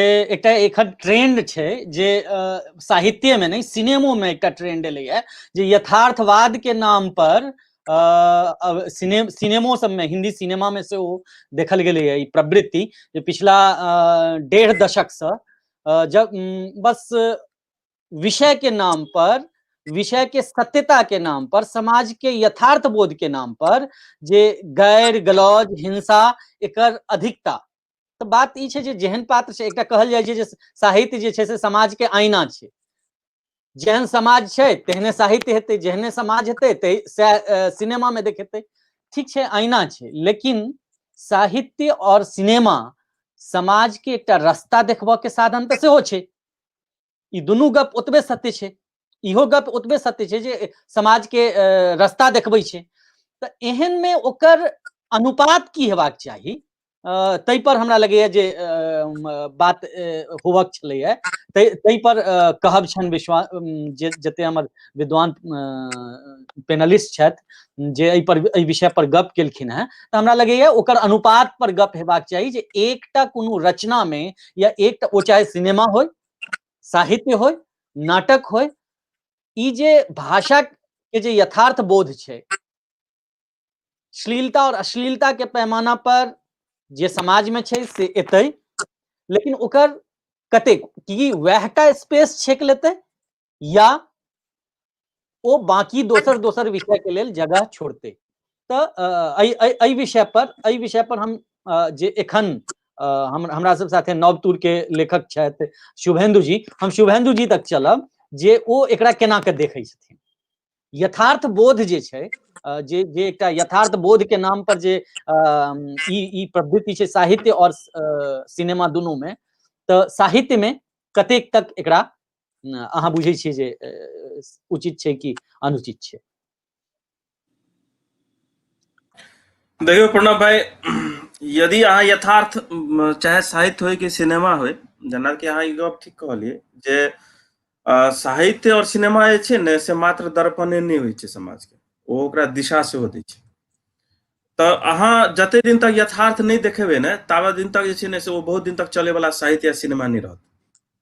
अहाँ जे कहलिए जे एखन नया ट्रेंड एलिए, किया ओ ट्रेंड एलिए, ओ ट्रेंड पहिने किया नहीं छलिए, ई प्रश्न छै ने, ई प्रश्न एहि दुआरे छै जे ओ ट्रेंड एहि दुआरे नहीं छलिए जे अहाँ ओ नहीं देखबै छलिए।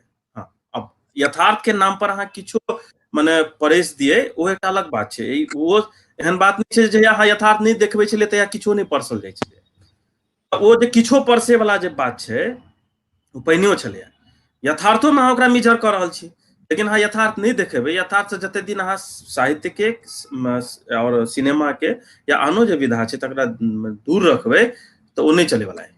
अहाँके ओतऽ अबै, ओहि जमीन पर अहाँके अबैया पड़त। और मतलब उषा दीदी के प्रश्न जे छलै सांप्रदायिकता सब दिन छलैया, सांप्रदायिकता आइ के नहीं छै, हमरा बुझाय जे 18वीं 19वीं सदी से एकर शुरुआत भऽ गेल छलैया। ऐतिहासिक रूप से जे देखबै तऽ मिथिला में नहीं छलै। मिथिला में किया नहीं छलै, मिथिला में एहि दुआरे नहीं छलै जे वर्ग जे गाम में जे वर्ग जेना बटलो छलैया ने ओ ई बात ठीक छलैया जे ओ नहीं, लेकिन विरोधक प्रवृत्ति किया नहीं आयल छलैया, एहि दुआरे नहीं आयल छलै जे ओ स्थिति नहीं छलै। पहिने दाहा में सेहो जे छै से हिंदू समुदाय के चंदा जाइ छलै, ओ सब भाग लै छलैया, और ओहिना मुसलमान समुदाय जे छै से अपन डाला हिंदुए समुदाय के हाथे जे छै से मंदिर में चढ़बबै छलैया, चंदो दै छलैया। आ बहुत दूर दूर के बात नहीं छै, हम अहाँके 1 साल पहिने के गप कहै छी। हम एक बेर एहिठाम ओला टैक्सी लेलहुँ, ओकर अहिना बातचीत किछु चलऽ लगलै तऽ ओकर ड्राइवर जे छै से मुस्लिम छलखिन। हम अहिना एखनका स्थिति पर जब बात चललै, राजनीति पर बात चललै, किछु ओहि टाइम में भऽ रहल छलैया देशो में, तऽ ओहि पर बात अचानक चलि गेलै। ओ अपन गाम के उदाहरण देला जे हुनकर गाम में जे छै से मंदिर बनने के बात भेलै, दूर में छोट गाम छनि तऽ दोसर गाम में सब जाइ छलैया, तऽ मंदिर बने के बात भेलै तऽ जे हिंदू समुदाय सब जे छै से अथी में महापंचायत जे बैसलै ताहिमे सबके बजेलकै, लेकिन जहन चंदा उगाही करऽ लगलै तऽ मुस्लिम समुदाय से नहीं लै छलैया चंदा। तऽ जे हिनकर सबके मुस्लिम समुदाय छलनि हैं से अपने से अपना में चंदा उगाय कऽ एके बेर में जाकऽ दऽ एलै जे ई हमरा सबके जे छै से मंदिर के फंड भेल। तहिना जखन किछु दिन के बाद ई भेलै जे मस्जिदो के लेल दूर जाय पड़ै छै तऽ एकटा मस्जिदो बनि जाय, तऽ इएह चीज हिंदुओ समुदाय केलकै। एहन बात नहीं छै जे एखनो नहीं छै, लेकिन मिथिला में ई नहीं छलै। मिथिला के मुसलमानक जे प्रवृत्ति रहै या हिंदू मुसलमान के जे रहै के सिलसिला छलै ओ एना नहीं छलै। पहिने बहुत समरसता छलैया। आब ई जे आयातित कहलखिन ओ ठीक कहलखिन दीदी, आयातित एलैया तऽ ई विरोध के प्रवृत्ति तऽ जन्म लै, लेकिन जन्मलै तखन हम की बात कहलहुँ, हम वएह कहलहुँ जे धर्म सत्ता, धर्म नहीं हम कहि रहल छी, हम कहै छी धर्म सत्ता ओ केना दुरुपयोग करै छै, ओ मिथिलो के गाम के मोबिलाइज कऽ रहल छै। पहिने ई नहीं छलै, हम से कहलहुँ हैं। सांप्रदायिकता बाहर में पहिनियो रहै, जी लेकिन एना नहीं छलै। हमर जी कहऽ के शुभेंदु से जी और शुभेंदु के एखन यथार्थवाद जी के लऽ कऽ सेहो हम अपन पक्ष स्पष्ट कऽ देलहुँ। हमरा बुझाय जे एहिसँ जी बेसी अनेरे के हम गप घींचब तऽ जी जी आगू जे हेतै से हम कहब। जी शुभेंदु जी से हम सब सुनलहुँ हुनकर जे प्रश्न छलनि हैं श्रीमती उषा किरण खान जी के हुनकर वक्तव्य से संबंधित ओहि प्रश्न पर हुनकर स्पष्टीकरण एखन देला, और संगे संगे जे एकटा गप उठल छलैया जे यथार्थवाद के नाम पर कतेक एकटा अनुपात हेबाक चाहिए, ओहि विषय पर गप सुनलहुँ। एहि चर्चा के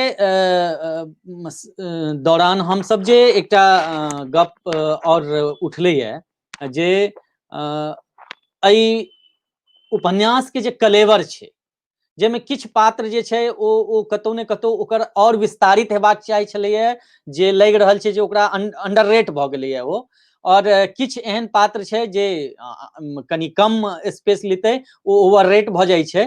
तऽ एहि संदर्भ में हमसब डॉक्टर ललितेश मिश्र तक जाइ छी, हुनकर की कहब छनि, किया तऽ लेखन के क्रम में एकटा और संगे संगे एकटा गप उठेलखिन हैं श्रीमती उषा किरण खान जी, जे आगू जे परिवर्धित संस्करण एतनि एहि के विषय में, और ताहि पर हमर लेखक से एक बेर किछु गपशप भेल, तऽ ओहि के दौरान लगैया हमरा जे दूटा गप छै लेखन के दौरान, जे किछु लेखक वन शिफ्ट राइटिंग करै छथिन, जे ओ सुविचारित रूप से एकटा विषय तय केलखिन, ओहि विषय पर खूब अपन मंथन केलखिन और एक सुरे ओ लिखलखिन और तकर बाद ओ फाइनल कऽ देलखिन।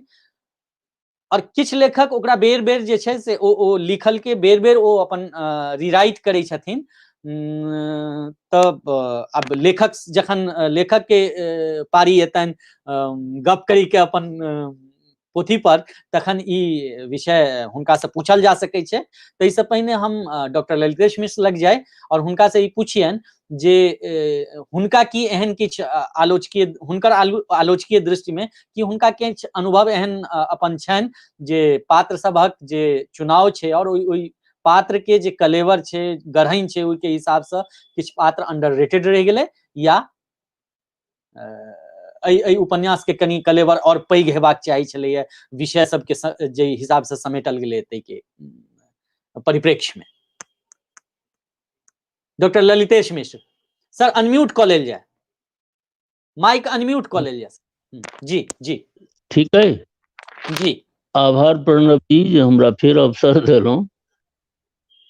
पहिने तऽ हमरा हिसाबे ओ उचित छल जे पात्रोचित भाषा के संबंध में जे हमरा लोकनि विचार विमर्श करै छलहुँ हैं तकरे पहिने साफ कऽ लीतौ, तकर बाद आनो आनो पात्र के उपयोगिता औचित्य समावेश से उपन्यास में केहन भेलैया नहीं भेलैया ताहि पर विचार करितौ। एक दूटा बात, चूंकि सब पैनलिस्ट शुभेंदु शेखर जी, माननीय उषा किरण खान जी, विनय बाबू वैज्ञानिको छथि और अहूँ छी, तो एकाधटा बात से हम अपना सबके दृष्टि में से देबऽ चाहै छी।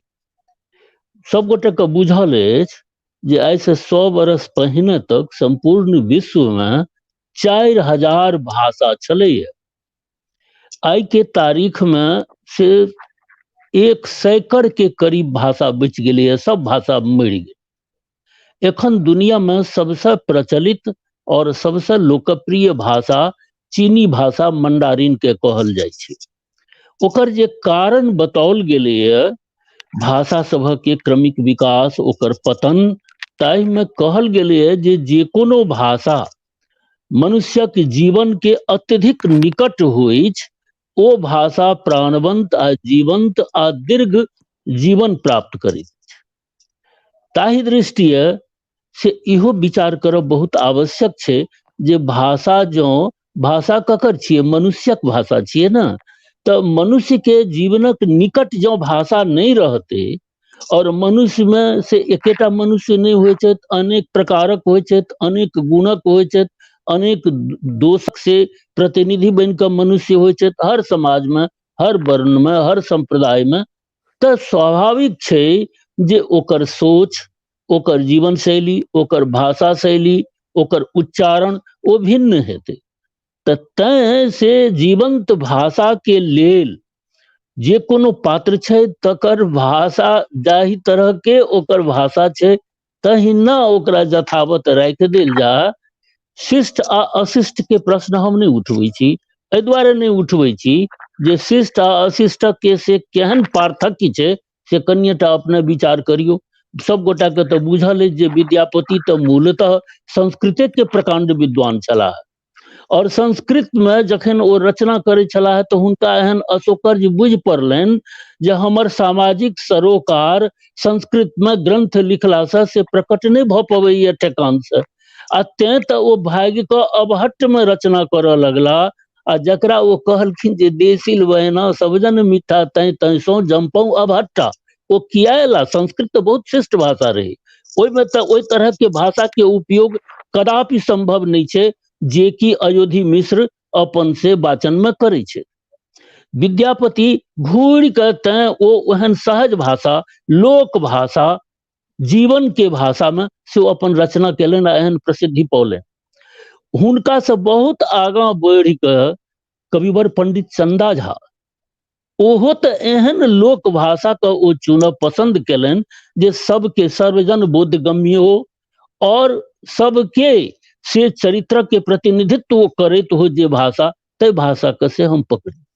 तैं अब ठीक छै जे ई बिल्कुल से विषयनिष्ठ विषय छै, हर व्यक्ति के अपन अपन से मंतव्य होइ छन, तो ताहि मंतव्य के हिसाब से भ सकैया जे हमर ई से विवेचना अपने लोकन के ओतिक नहीं ग्राही बुझाइत हो तथापि हमर बुझब तऽ इएह अछि जे जेहन पात्र छै ताहि आब देखल जाय ने हकल भरी फिन ढेरिक रास से एहि तरह के किताब सब छै जे किताब सब में से गोटे गोटे शेक्सपियरे के हम अपने के कहै छी सब गोटा के शेक्सपियर के कोनो न कोनो नाटक पढ़ल अछि ओहिमे दूटा से मुख्य पात्र के छोड़ के आ गोटेक 1 दर्जन से ओकरा ओ सब कहै छथिन जे छोट छोट पात्र ओ ओही भाषा में ओहिना बजै छै। अब ई भ सकैया अमेरिका के जे साहित्य छै अमेरिकी साहित्य ताहू में तो इएह देखलिए भले वो स्लैंग में बजै छै तें ओ बुझ में नहीं अबैया जे ओहि ठाम के से ओ गारि हेतै बा अश्लील भाषा हेतै लेकिन एकर उपयोग तो होय छै।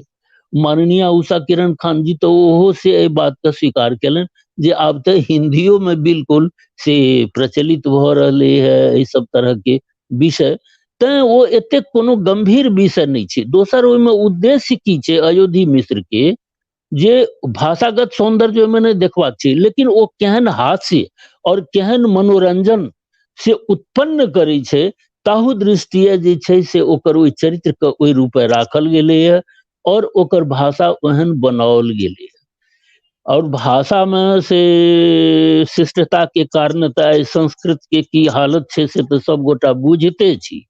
हमरो गाम में अहूँ के गाम में से या मिथिले में संस्कृत साहित्य के कतेक पैघ परंपरा रहे जतेक कोनो पोथी लिखाइत रहे लोग जो चौपाइर में पढ़ाई होइत रहे सब संस्कृत के माध्यम लेकिन ओकर शिष्टता और ग्राह्यता के कारण आइ ओ मृत प्राय बनल छै सरकार ओकरा पुनर्जीवन देवा लेल से प्रयत्नशील छै। एक विषय तो वो भेल दोसर से माननीय उषा किरण खान जी एक विषय उपन्यासक के संबंध में वो चरित्र वाला जे अपने कहलू जे कुछ पात्र छै से कहीं वो अंडररेटेड या हाईली रेटेड तो नहीं भ गेले तो तकरो उत्तर ओइमे भेटत। ओइमे वो कहलथिन जे लुक्का छिपी एहि उपन्यास में छै। हमहू एहि उपन्यास के एकाध बेर हम से ओहिना पढ़ि गेलहुँ आ ओना आब बहुत किछु बुझबाक सामर्थ्य अछि ने हम 70 वर्ष पार लोग छी रिटायर्ड आदमी छी भ सके जे बुद्धि भ्रंश भेल हो लेकिन हम जो उपन्यास के अंतर्वस्तु कथा वस्तु के पढ़ने छी तई में ई छै जे झुम्मर के षड्यंत्र से जखन से भू अर्जन के विरोध करऽ वाला लोग के पकड़बाक लेल ओकरा पर मुकदमा से दर्ज होय से करबाक लेल ओ पुलिस पदाधिकारी सबके प्रशासनिक पदाधिकारी के बजा के गाम आनलक आ एकटा खास स्थल पर मीटिंग चलैया जेमे विरोध करऽ वाला सब लोग के बजाओल गेल रहे जे आखिर अहाँ के कोन आपत्ति है से हमरा बता दियो तो हम तकर उपाय देखबे। ओ सब गोटे जमा भेला आ ओइठाम से भागले पुलिस ओतऽ से भगला डिस्ट्रिक्ट मजिस्ट्रेट विरोध करऽ वाला एक गोटे नहीं भगला तो में लुका छिपी के केलके कनिटा सोचल जा। ओइमे तो हमरा बुझना उपन्यास के जे कोनो पात्र के से रेखांकन ऋषि वशिष्ठ जी अपन उपन्यास में केने छै ओ लोकन तक कतो कियो लुका छिपी तो नहीं केलन। लुका छिपी करऽ वाला एकटा चरित्र से ओ जगदा बाबू के कहलन जो कखनो झुमरो के संग भ जाय छै आ कखनो ओ लालटूनो के से शाबाशी दै छै आ ओकर उत्साहवर्धन करै छै ओहि अर्थ में तो ओ कह सकै छी लेकिन एहन तरह के त द्वैध चरित्र हमरा लोकनिक समाज में भरल पड़ल छै अन्याय देखै छै आ ओ अहाँ लग बैसत त कहत जे नहीं बहुत गलत बात भ रहल छै आ जहन अन्यत्र जात त कहत जे नहीं नहीं ई त सबटा ठीके ठाक भ रहल त एहि तरह जी के सर। द्वैध चरित्र के लोग तो समाज में रहते छै त अगर ओहन चरित्र के चरित्रांकन अगर वही रूप में भेल छै त हमरा बुझने वो उपन्यास के कोनो दुर्बलता से हो नहीं छै। तेसर विषय ई छै वो शुभेंदु शेखर जी आ विनय बाबू एहि बात के कहलनि त लेकिन हमरा बुझ पड़ैया जे हमरा लोकन ओहि बात के ध्यान से पकड़ लिए नहीं वो विषय बहुत महत्वपूर्ण छै। एखन जे अपना देश में बा आनो देश के हम बात कह सकै छी त ओइ में अपने ओकर राजनीतिक स्थिति देखियो अहाँ गप करबे भूख के हम गप करब युद्ध के अहाँ गप करब रोजगार के हम करब गप राम मंदिर के अहाँ महंगाई के गप करब हम कोनो आन विषय पर ओकरा टायर देब ई धंधा तो भए रहले ई राजनीतिक प्रपंच और अंततो गत्वा सबटा जे मूलभूत समस्या हमरा जीवनक अछि, हमर समाजक अछि, हमर जीवनक प्रगति के लेल अछि, तकरा उल्टा पुल्टा के से धर्म में से कहि दै छी। धार्मिक आस्था बेजा बात नहीं छै, लेकिन धार्मिक आस्था से समाज के बांटब धार्मिक आस्था के आधार पर ई तो बिल्कुल अनुचित छै। आब अपने सब गोटा जनै छी वैदिक जे क्रिया के आधार पर हमरा लोकनि के एखन हिंदू धर्मावलंबी जतेक छी तकर जीवन के सबटा कार्य और कृत्य संपादित होइए। वेद में तो कतौ नहीं कहल गेलै जे अहाँ के पिता के देहांत भ जाए तो ओहि में कहल गेलै जे हुनकर क्रियाकर्म करबाक लेल केरा के थंब के डपोर निकाल के ओहि पर 12 मास के सबटा क्रिया के अपना संपन्न करी। वो ई तो नहीं कहल के आब कोनो पंडित जी समाज में अपने पूछबे तो कहत जे नहीं कनिटा बढ़िया बढ़िया छोट छोट जे थारी होइ छै ताहि में करू, ताहि में वस्त्र दियो, ताहि में सब चीज दियो, तिल दियो, जल दियो, जौ दियो इत्यादि दियो। वेद में तो नहीं कहने छै, क्या अपने ई काज करै छी? वेद में कतौ कहने अछि जे अहाँ के पिता जहन देहांत भ जाए तो सब गोटे के से सौजन्य भोजन करी, आ ताहि में जो 10 कट्ठा अपन खेतो बिका जाए तो ओहि में कतौ कोनो परहेज नहीं करी। कि ई वेद में कहल छै? ई तो ओढ़ लेलिए है अपना सब, ई समाज एकरा ओढ़ लेलकै ये। एहि तरह के जी से ई संप्रदायगत ई विषय सब एलै। शुभेंदु शेखर जी के बात से हम ऐसे सहमत छी जे मिथिला में कहियो एहि प्रकारक के से सांप्रदायिकता के प्रसार नहीं भेलै। एहिठामक ऋषि मुनि ओकरा केलनि कि जे ओकर युक्तिकरण केलनि, ओकर रेशनलाइजेशन केलनि। जतऽ कतौ ई बात उठलै ततऽ हम अपन गाम के हम तो आग्रह करब जे प्रायः अपने सबके अवसर कहियो नहीं लागल हैत बनगाम दिस एवा के। इहो सिर्फ ब्राह्मण बहुल गाम छै और श्रीमती उषा किरण खान जी वो मूलवासी, वो हुनकर मूल बनगांवे के मूल छनि, जे हमरा लोकनिक जे पंजी प्रथा छै ताहिमे वो बहुत उच्च मूल नहीं मानल जाइ छै, कुजिलवार मूल छै। अपने के आश्चर्य लागत एहि बनगांव में जे ताजिया के चर्चा वो करे छला है शुभेंदु जी, ओ ताजिया जहि दिन उठाओल जाइ छै ताहिमे ओहिमे से मुस्लिम के अलावा ब्राह्मणों कंधा दऽ के ताजिया के उठबै छै, ओहिमे चंदा दै छै, ओकरा प्रसाद चढ़बै छै, पानि जल दऽ के जल के अर्पण कऽ के से ओकर अभ्यर्थना और पूजा होइ छै। आइयो फगुआ में से ब्राह्मण के कन्हा पर से कुजरा मुस्लिम चढ़ल रहे छै। अपने के ताज्जुब लागत, अनूप विषय और परिस्थिति सब ई सब छै। तै ठाम गप भऽ रहल छै, ओहिमे कथानक छै भू अर्जन से संबंधित समस्या के निवारण के लेल लोक अपन आहार के बचावऽ लेल से ओकर विरोध करे छै। एहि बात के एहि मूल समस्या के छुबऽ के बदला में राधा कृष्ण मंदिर के निर्माण शुरू भऽ गेलै। अपने के आश्चर्य लागत, ओही कथा में छै सुलेमानो ओहिमे मंदिर के एकटा पाया बनबऽ में अपन श्रम देने छै और तकर बाद से अपन धन देने छै, अनु सब जाति के लोग ओहिमे से देने छै। एकर बावजूद से ओ व्यक्ति जे झूमर जे भू अर्जन के विरोध से वो बिल्कुल द्रवित भेल अछि और बहुत व्यथित भेल अछि, तो ओ की केलनि तऽ किछु लोक के तरलनि जे सबसे पहिने तऽ लालटून पर से आक्रमण करू, ओकरा घायल करू, आ संगे संग से रातिये राति जे छै से ओहि स्तंभ के मंदिर के एकटा स्तंभ के ढाहि दियौ, कहियो जे मुसलमान सब केलक, जखन कि मुसलमान के ओहिमे कोनो हाथ नहीं, ओकरो सबके विरोध नहीं रहे। ताहू से भेले, बात नहीं बनले तो तहन भेले जे मंदिर के स्थापन हो, मूर्ति के स्थापन हो, तदर्थ से कलश यात्रा शामिल कैल जाए। और तकर बाद ओहिमे तो कतौ कियो घोषणा नहीं केने छै, गामक के सब वर्ण के ओहिमे सहभागिता छै। तो ओहिमे जो अगर देखबै तो एकटा सामाजिक सौहार्द, सामाजिक सामरस्य, सामाजिक एकता के खंडित करबा के प्रयास से धर्मक नाम पर भऽ रहल। अरे धर्म के परिभाषा तो एतेक साफ साफ मिथिला में सब महान वरेण्य पंडित सब लिख के गेला है। पालयेति धारयेति सा धर्मा, जकर जै तरह के से कृत्य के पालन केला से और अपन चरित्र में धारण केला से सामाजिक सौहार्द, सामाजिक समभाव, सह-अस्तित्व के भावना और अहाँ के जीवन ओई भावना के अंतर्गत अहाँ के जीवन सुरक्षित हो, ओ न धर्म थिक। क्षमा हिंदू आ मुस्लिम केला से ई कोन धर्म छै? एहिमे तऽ कोनो वेद में नहीं लिखल छै, कोनो उपनिषद में नहीं लिखल छै, कोनो आरण्यक में नहीं लिखल छै, कोनो संहिता में नहीं लिखल छै, कतौ कोनो एकर चर्च नहीं छै।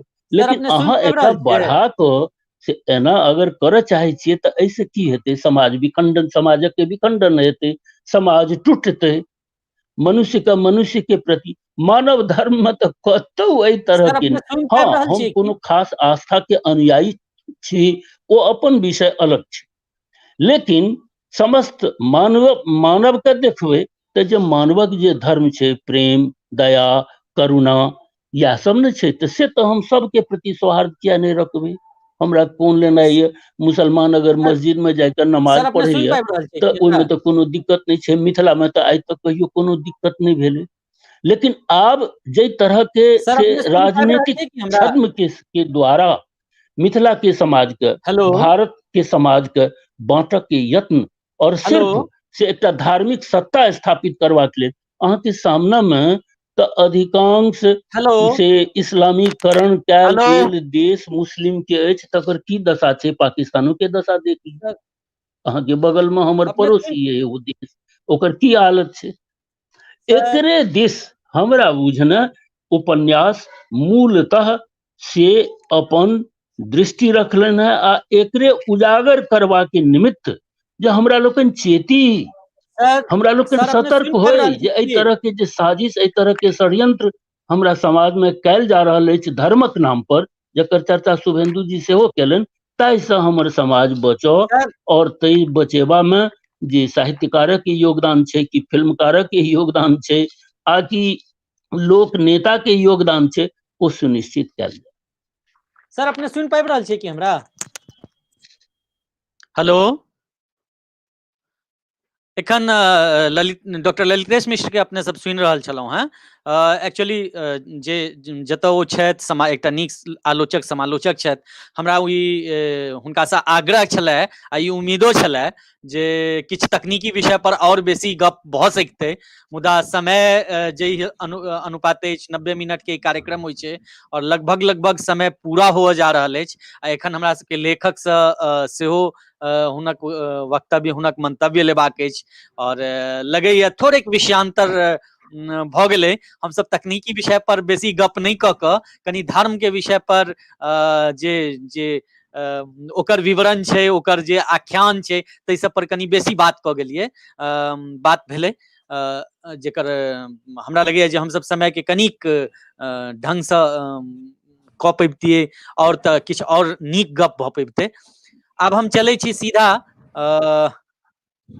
विनय कुमार झा जी लग, और हुनकर अंतिम वक्तव्य लै छी। सर समय के दृष्टिकोण में रखैत अपने अपन वक्तव्य देबै, और जे हम सब ऋषि वशिष्ठ के गप सेहो लऽ सकियन, हुनका पूरा समय भेट पबनि। अनम्यूट कैल जाए सर जी। धन्यवाद। कतेक समय अहाँ के चल गेलै जे अब हमरा बाजै लए किछु नहीं है। मात्र एक चीज पर, एकदम विशुद्ध तकनीकी बात पर ऋषि जी के ध्यान आकृष्ट करै छियनि। जखन झूमर आ सूरत के गप भऽ रहल छै जे कतऽ जाइ छी, तऽ कृष्णाष्टमी होबऽ में एखन 8 दिन बचि गेलैया, आ ओ पितरपक्ष में काल्हि हुनकर बाबा के छाया छनि, ताहि लए दूधक इंतजाम करऽ जा रहल छथि। ई विशुद्ध तकनीकी गड़बड़ी भेलै। कृष्णाष्टमी से पहिने कोना पितरपक्षक छाया आबि गेलनि हुनकर बाबा के। मात्र एहिटा दिस ध्यान दिया, अब समय नहीं जी जी। हम सब चलिए आगू शुभेंदु शेखर जी लग। ठीक है, धन्यवाद जी जी, धन्यवाद सर। और शुभेंदु शेखर जी क्लोजिंग स्टेटमेंट अपन आजू के सत्र में उपन्यास पर। भाई बहुत गप भऽ गेलै, हमरा बुझाइया कि जे मतलब कि अहाँ ठीके कहलियै जे किछु और तकनीकी गप पर जे गप भऽ पैबतै से नहि भऽ कऽ कनि हमसब बेसी डिरेल भऽ गेलहुँ। तैं हम आब कोनो धर्म सत्ता, कोनो संप्रदाय, कोनो बात के चर्चा नहीं करऽ जा रहल छी। हम एकेटा बात कहऽ चाहब जे हम कहने छलहुँ जे मूल प्रवृत्ति जे नाटककार के होइ छै, ओ जखन उपन्यास लिखै छै, आ खास करके जे ग्रामीण रंगमंच के बहुत नजदीक से देखने छै, ओकरा संगे की छै जे ओ अयोधी सनक चरित्र के गढ़ै छै। ओहि गढ़न में की भ जाय छै कोनो काल के समस्या जे ओ अहाँ के नाटक में तो ओ चरित्र अबै छै आ ओ दर्शक के अथी करे छै, लेकिन जहन उपन्यासकार माने उपन्यास जे पढ़ै छै ओ पाठक सीरियस पाठक रहै छै, तऽ ओकर जखने अनुपात गड़बड़ाय छै तऽ ओ व्यतिक्रम होइ छै। तऽ से ओकर शिकार ई उपन्यास भेलैए। कतौ कतौ अयोधी के चरित्र के कतौ प्रासंगिकता नहीं छलैए, जेना हम अहाँके कहब जे लालटून के जखन देखै लए जा रहल छै तऽ ओहि समय में नहीं छलैए, प्रासंगिकता नहीं छलैए। लेकिन मने ई जे नाटककार मूल प्रवृत्ति के से जखन उपन्यास या कथा लिखैए ओकरा संगे ई गड़बड़ी भऽ जाइ छै। तें ऋषि वशिष्ठ भाई माफियो के पात्र छिया, एहि दुआरे जे मूल प्रवृत्ति के ई नाटककार छै, अहाँ गौर कऽ के देख लियौ हिनकर दृश्य जे ई रचै छथिन, झूम अब कारी ठोप लगेने छै, बीच में वो जे मंच पर जहन उद्घोषणा कर रहल छै केना बीच में टिपै छै, फेर ओ केना लीड खोदै छै, दृश्य समायोजन छै सबठाम। देखियौ मूल प्रवृत्ति नाटककार के देखबै छै। निश्चित रूप से हम जहन देखलियै तकर बाद पलटि कऽ तऽ देखलियनि जे भाई के जे शिक्षा छनि से एमए नाटक में छनि, एमए नाट्य शास्त्र केने छथि। मूल प्रवृत्ति छिया, वो जहन रचै छै तऽ एहन तरह दिक्कत होइ छै। ओहिमे जहन नाटक के मंच पर बहुत तरह पात्र अहाँके ढेरिया जायत ने, तऽ ओ निर्देशक जेना सम्हारि लिया, लेकिन ओहिठाम ई छै जे दर्शक के सोझा में रहै छै। एहिठाम अहाँ ओकरा से कमो गप करा सकै छियै, ओहिठाम जे छै से ई कनी दिक्कत भेलैया। दोसर बात जे बेर बेर उठि छै ने लालटून के और झुम्मर के लऽ कऽ एकटा अथी में जे बेर बेर जे ओकर चरित्र नहीं आबि पेलै और ई दबि गेलै। बात की होइ छै, अहाँ कनी देर पहिने यथार्थवाद के बात केने छलहुँ। एकटा और की समस्या हमरा सब संगे अछि जे हमरा बुझाइए सब संगे अछि, आ खास कऽ कऽ सिनेमा के बड़का योगदान छै। हमसब मात्र से एकटा के बरक्स दोसर के ठाढ़ करे के प्रयास करै छी। एकटा नायक छै, एकटा खलनायक छै, एकटा के नीक चरित्र छै, एकटा के खराब चरित्र छै। तऽ मने ओहिमे होइ की छै ने, जे तखन अहाँके दिक्कत ई बुझाइ छै अरे ई चरित्र तऽ रहि गेलै। जेना शायद विनय सर कहने रहथिन जे ओ जहन कलश यात्रा होइ छै ओहिठाम लालटून के अनुपस्थिति छै, ओ किया छै, एहि दुआरे जे लालटून के हम नायक मानि लेलियै, लेकिन वस्तुतः हमरा सबके एकटा प्रक्रिया के भाग के रूप में ओहि पात्र के यदि हम मानबै ने तऽ हमरा सबके ई प्रश्न नहीं रहत। तैं हरदम हमसब जे छै से नायक आ खलनायके के द्वैत के बीच में नहीं झूली, आ एकरा जे कनी बिसरि जाइए तऽ ताहि हिसाब से बहुत बेसी दिक्कत नहीं छै उपन्यास में। उपन्यास में एना कहल जा सकैए शुभेंदु जी जे एहि उपन्यास में पूरा गाम के नायक मानि लेल जाय, जी एकदम पूरा सही गामे बात, एकटा नायक भऽ जाय, एकदम सही तखन बात अहाँ कहलियै। ओ नहीं खलै छै। निश्चित रूप से ओही में से खलनायको के चरित्र अबै छै, खराबो चरित्र नीक चरित्र अबै छै। आ ओ हम कए बेर कहलहुँ जे धर्म सत्ता के कएटा चरण होइ छै अपन पैर पसारे के, ओकर प्रतीक झुम्मर छै।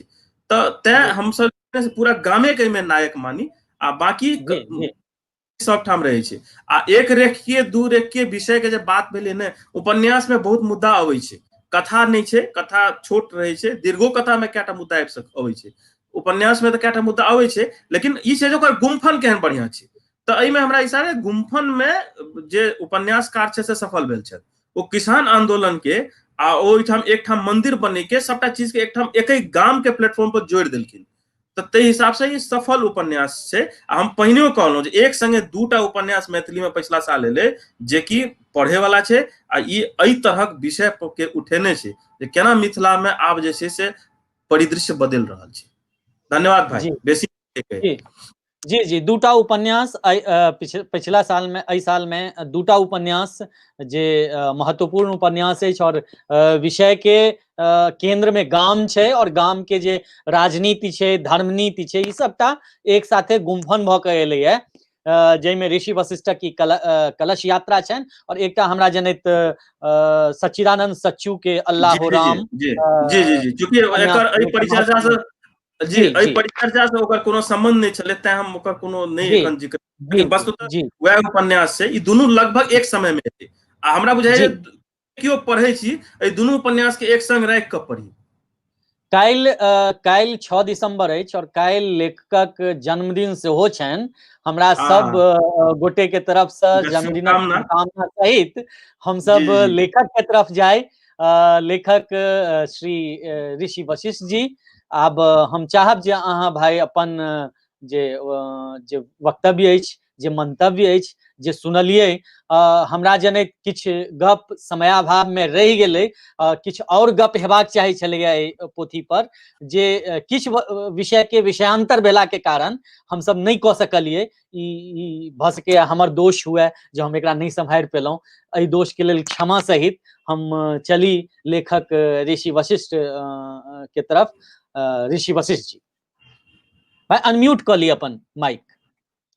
शुभेंदु वशिष्ठ भाई।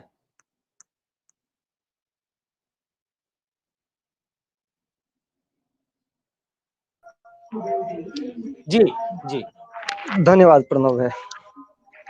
सबसे पहिने तो ई नवारंभ के जे ई आयोजन है ताहिमे हमर पोथी के शामिल, उपन्यास के शामिल करबाक लेल नवारंभ के प्रति से आभार व्यक्त करै छी।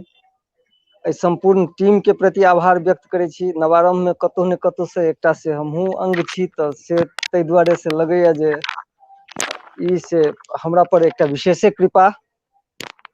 दोसर जे एहि कार्यक्रम में जे आइ हमरा जे उपकृत केलनि माननीय पद्मश्री उषा किरण खान माता जी, प्रोफेसर ललित बाबू सर, ललितेश बाबू से हमरा प्रति विशेष अनुराग रखै छथि। साहित्य के से अगाध ज्ञाता छथिए। जै तरह से ओ से साहित्य के विश्लेषण करै छथि, ताहिसँ जे एकटा लेखक के जे लाभ भेटबाक चाही तकर से हमरा विशेष लाभ भेटल है। हमर सबके भैया, वैज्ञानिक भैया विनय भैया जै तरह से कहलनि है पाठकीय, लेकिन वो पाठकीय से दृष्टि नहीं छिए, वो तो एकटा से आलोचकीय दृष्टि छिए, जैसा से एकटा लेखक के बहुत रास लाभ भेटै छै। मित्र शुभेंदु शेखर जी, हिनका सब गोटे के प्रति हम आभार व्यक्त करै छी। किताब के लेल से हमरा एहि पर तऽ किछु बजबाक नहीं अछि। हम तऽ एकटा से एकदम अनाड़ी से लेखक के रूप में से पहिल बेर उपन्यासक रचना केलहुँ। बच्चा के लेल उपन्यास लिखने छलहुँ, लेकिन जकरा से समग्रता में से वयस्को सब केओ पढ़ि सकैत, ई हमर पहिल प्रयास छल। तो हम एहिमे बहुत रास ग्रामर के से बहुत ज्ञान नहीं अछि, कतौ कोनो ट्रेनिंग से लेने नहीं छी साहित्य में। अहिना देख कऽ किताब पढ़ि कऽ जे सिखैत गेलहुँ हैं, एकलव्य जेना से मूर्तिये बना कऽ सिखलनि तऽ तही तरह से सिखलहुँ हैं। तऽ ताहिमे जे किछु त्रुटि छै से हैब से जरूरिये छै। अगर त्रुटि नहीं हेतै तऽ फिर एके बेर में परफेक्शन केना कऽ एतै। आ दोसर चीज छै जे हम नाटकक लोक रहलहुँ हैं, हमरा सबके सीधा सीधी सामने में कह के से रहल है, ततऽ से एतेक धैर्य राखि कऽ उपन्यास लेखन नाटक वाला लोक जे होइ छै से साहित्य वाला लोक से कने फराक होइ छै एहि मामला में, जे ओ अपन बात सीधा सीधी अहाँ के मुंह पर कहत। दोसर नाटक में से पात्रोचित भाषा के बात कयल जाइ छै, जे जेहन पात्र तेहन ओकर भाषा होय, ओहन ओकर पोशाक होय, ओहन ओकर वातावरण होय। एहि सब चीज पर से हमर ध्यान कने बेसी बहक गेल है। से हमरा लागल हम से एकरा संपूर्ण पाठक के केंद्र में राखि कऽ से लिखऽ के प्रयास केने रही, जे पाठक के संपूर्ण मनोरंजन के संग संग ओकरा से ज्ञानो दऽ सके।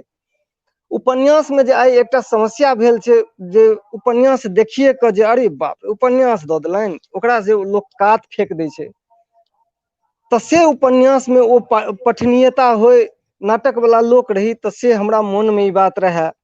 हमरा एहन कैरेक्टर सेहो देखबा में आयल जे अहाँ देखबै विकट से विकट परिस्थिति में एहन जे अजोधी मिसर बेकार के स्पेस खाय वाला लोक छै, से जखन एकटा मुस्लिम भौजी से बात करै छै, जतऽ जै देश में से आइ हिंदू मुस्लिम के ई मामला चलि रहल छै, ततऽ जहन ओ एकटा मुस्लिम भौजी संगे कोन तरह से मजाक करै छै, ओहि गामक की वातावरण छै, ई सब चीज हमरा कनि बेसिए प्रभावित कऽ देने रहे। तऽ से हमरा लागल जे ई सब बात अजोधी मिसर बढ़िया से कहि सकै छै, ताहि हिसाब से हम पात्र के चयन केने रही। ई तऽ हमर अपन सोच छल। सिनेमा अरबक अरब रुपया के बजट से आइ काल्हि बनि रहल छै, आ ओकर निर्णय तऽ से रिक्शा वाला करै छै जे ई सिनेमा फ्लॉप भऽ गेलै आ ई सिनेमा हिट भऽ गेलै। तऽ से ई निर्णय हम पाठक आ अपने लोकनिक से दृष्टि में दै छी। आ अपने लोकनि सन जहन समीक्षक से एकरा से ओहि पर से बात करै छियै, तऽ हमरा से विशेष प्रसन्नता होइया एहि बात के लेल जे पहिले बेर में हमर पोथी पर अपने लोकनि से चर्चा केलिए। किछु तऽ बात ओहिमे छै, अपने लोकनि के किछु तऽ अपेक्षा हमरा से अछि, तो तै सब बात के से हम ध्यान में रखैत अपने सब गोटे के पुनः प्रणाम करै छी। उषा मैडम नहीं छथि लेकिन हुनको प्रणाम करै छी, समस्त दर्शक के से प्रणाम करै छी आ नवारंभ के प्रति फेर से एक बेर आभार व्यक्त करै छी। प्रणव भाई अहूँ के प्रति हम सब लेखक ऋषि वशिष्ठ जी के सुनलहुँ, हुनकर जे प्रतिक्रिया छै और जे मंतव्य छनि एखन आइ के परिचर्चा के प्रति ओ सुनलहुँ। खूब सहृदय और विनम्र लोक छथि और से हुनकर एहि वक्तव्य में सेहो हम सब देखलहुँ। संगे संगे हम सब एहि परिचर्चा में जे ऑनलाइन जुड़ल रहला हमर श्रोता दर्शक लोकनि, क्रमशः हम देख पाबि रहल छी खुशबू मिश्र जी, हिरेंद्र कुमार झा जी, गुफरान जिलानी जी, विभूति आनंद जी, कैलाश कुमार मिश्र जी, मंत्रेश्वर झा जी, रजनीश प्रियदर्शी, रमाकांत राय, रमा जी, आराधना आशीष प्रधान जी, श्रीधरम जी, विभा रानी जी, आदरणीय भीमनाथ झा जी, सत्येंद्र झा जी, आद्यानाथ झा जी, विमल जी मिश्र, मणिकांत झा जी, अश्विनी कुमार तिवारी जी, अक्षय आनंद सन्नी, जे एतेक लोग जे लगातार बनल रहला हमरा सब साथे एहि परिचर्चा में और सबटा सब पैनलिस्ट के सुनैत रहला, हिनका सबके प्रति सेहो आभारी होइत छी। और संगे एक बेर हम आग्रह करबनि जे बाँचल पैनलिस्ट छथि हुनका सबसे जे किनको लेखक से अगर कोनो सवाल होइन तो हम सब 5 मिनट एहि विषय पर बात कऽ सकै छी, एक आध सवाल हम सब लऽ सकै छी। तो विनय कुमार झा जी सर और शुभेंदु शेखर जी, ललितेश मिश्र सर, अगर कोनो सवाल हो अहाँ सबके तरफ से तो लेखक से कयल जा सकै छै।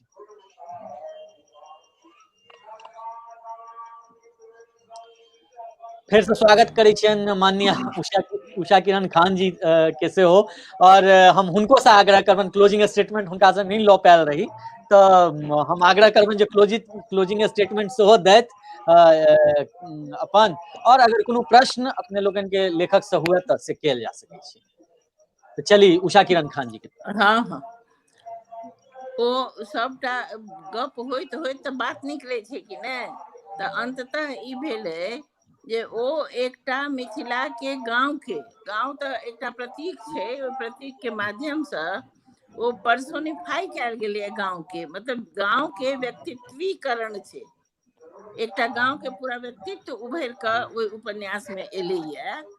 तऽ हम ई 85 जे हम अहाँके शक कहलहुँ जे हमरा शक होइया, ओ शक हमरा किया भेल से कारण बताबै छी। 1985 में नहीं 85 जे अहाँके अइ पेज नंबर 84-85 ओहिमे अहाँके जे बातचीत छै ताहिसँ हमरा शक भेल है। खैर ओ अहाँ एखन जवाब दै वाला बात नहीं छै, अहाँ अपने ओकरा पढ़बै आ तहन अहाँ बुझबै जे हमरा किया शक भेल। लेकिन हम अहाँके तऽ सफल पहिने कहि देलहुँ, एकटा सफल उपन्यास अइ, पठनीय उपन्यास अइ आ लोक खरीद कऽ पढ़ै तऽ ओ बहुते उचित हेतै।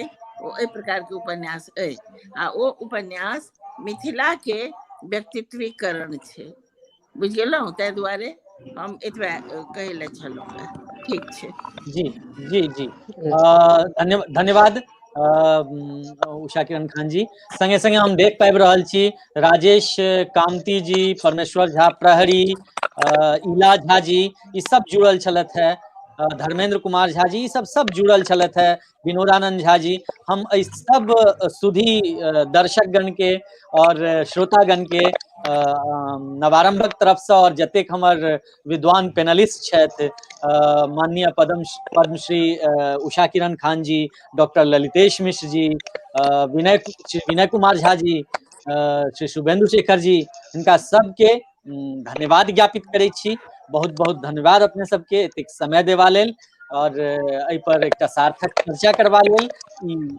लगैया हमरा जे किछु समय और हमरा लग रहैत तऽ एहि पर और किछु गप कयल जा सकै छलै, किछु तकनीकी विषय सब पर जे कतौ ने कतौ समय के समायोजन के चलते और जे एकटा विषय कतौ विषयांतर भेलै कतौ ताहि के चलते हम सब नहीं कऽ सकलहुँ, जेकर डिमांड ई उपन्यास करै छलैया, महत्वपूर्ण उपन्यास। लेकिन चूक तऽ सबतर होइ छै, अहूँ में भेल हेतै और एहि सब जे विजय छै तकर छारभार अपना पर लैत और अपने सबके एहि सफल आयोजनक सफलता के लेल कोटिशः धन्यवाद करैत ऋषि वशिष्ठ भाई के सेहो शुभकामना जन्मदिनक अगाते और संगे संगे हमरा ई विश्वास है जे जतेक विद्वान पैनलिस्ट छथि हुनकर आशीर्वाद सेहो भेट रहल हेतनि हुनका जरूर जरूर हम सब आई आजुक एहि कार्यक्रम के एहि परिचर्चा के खत्म करी धन्यवाद और सब श्रोता पैनलिस्ट सब गोटे के नमस्कार।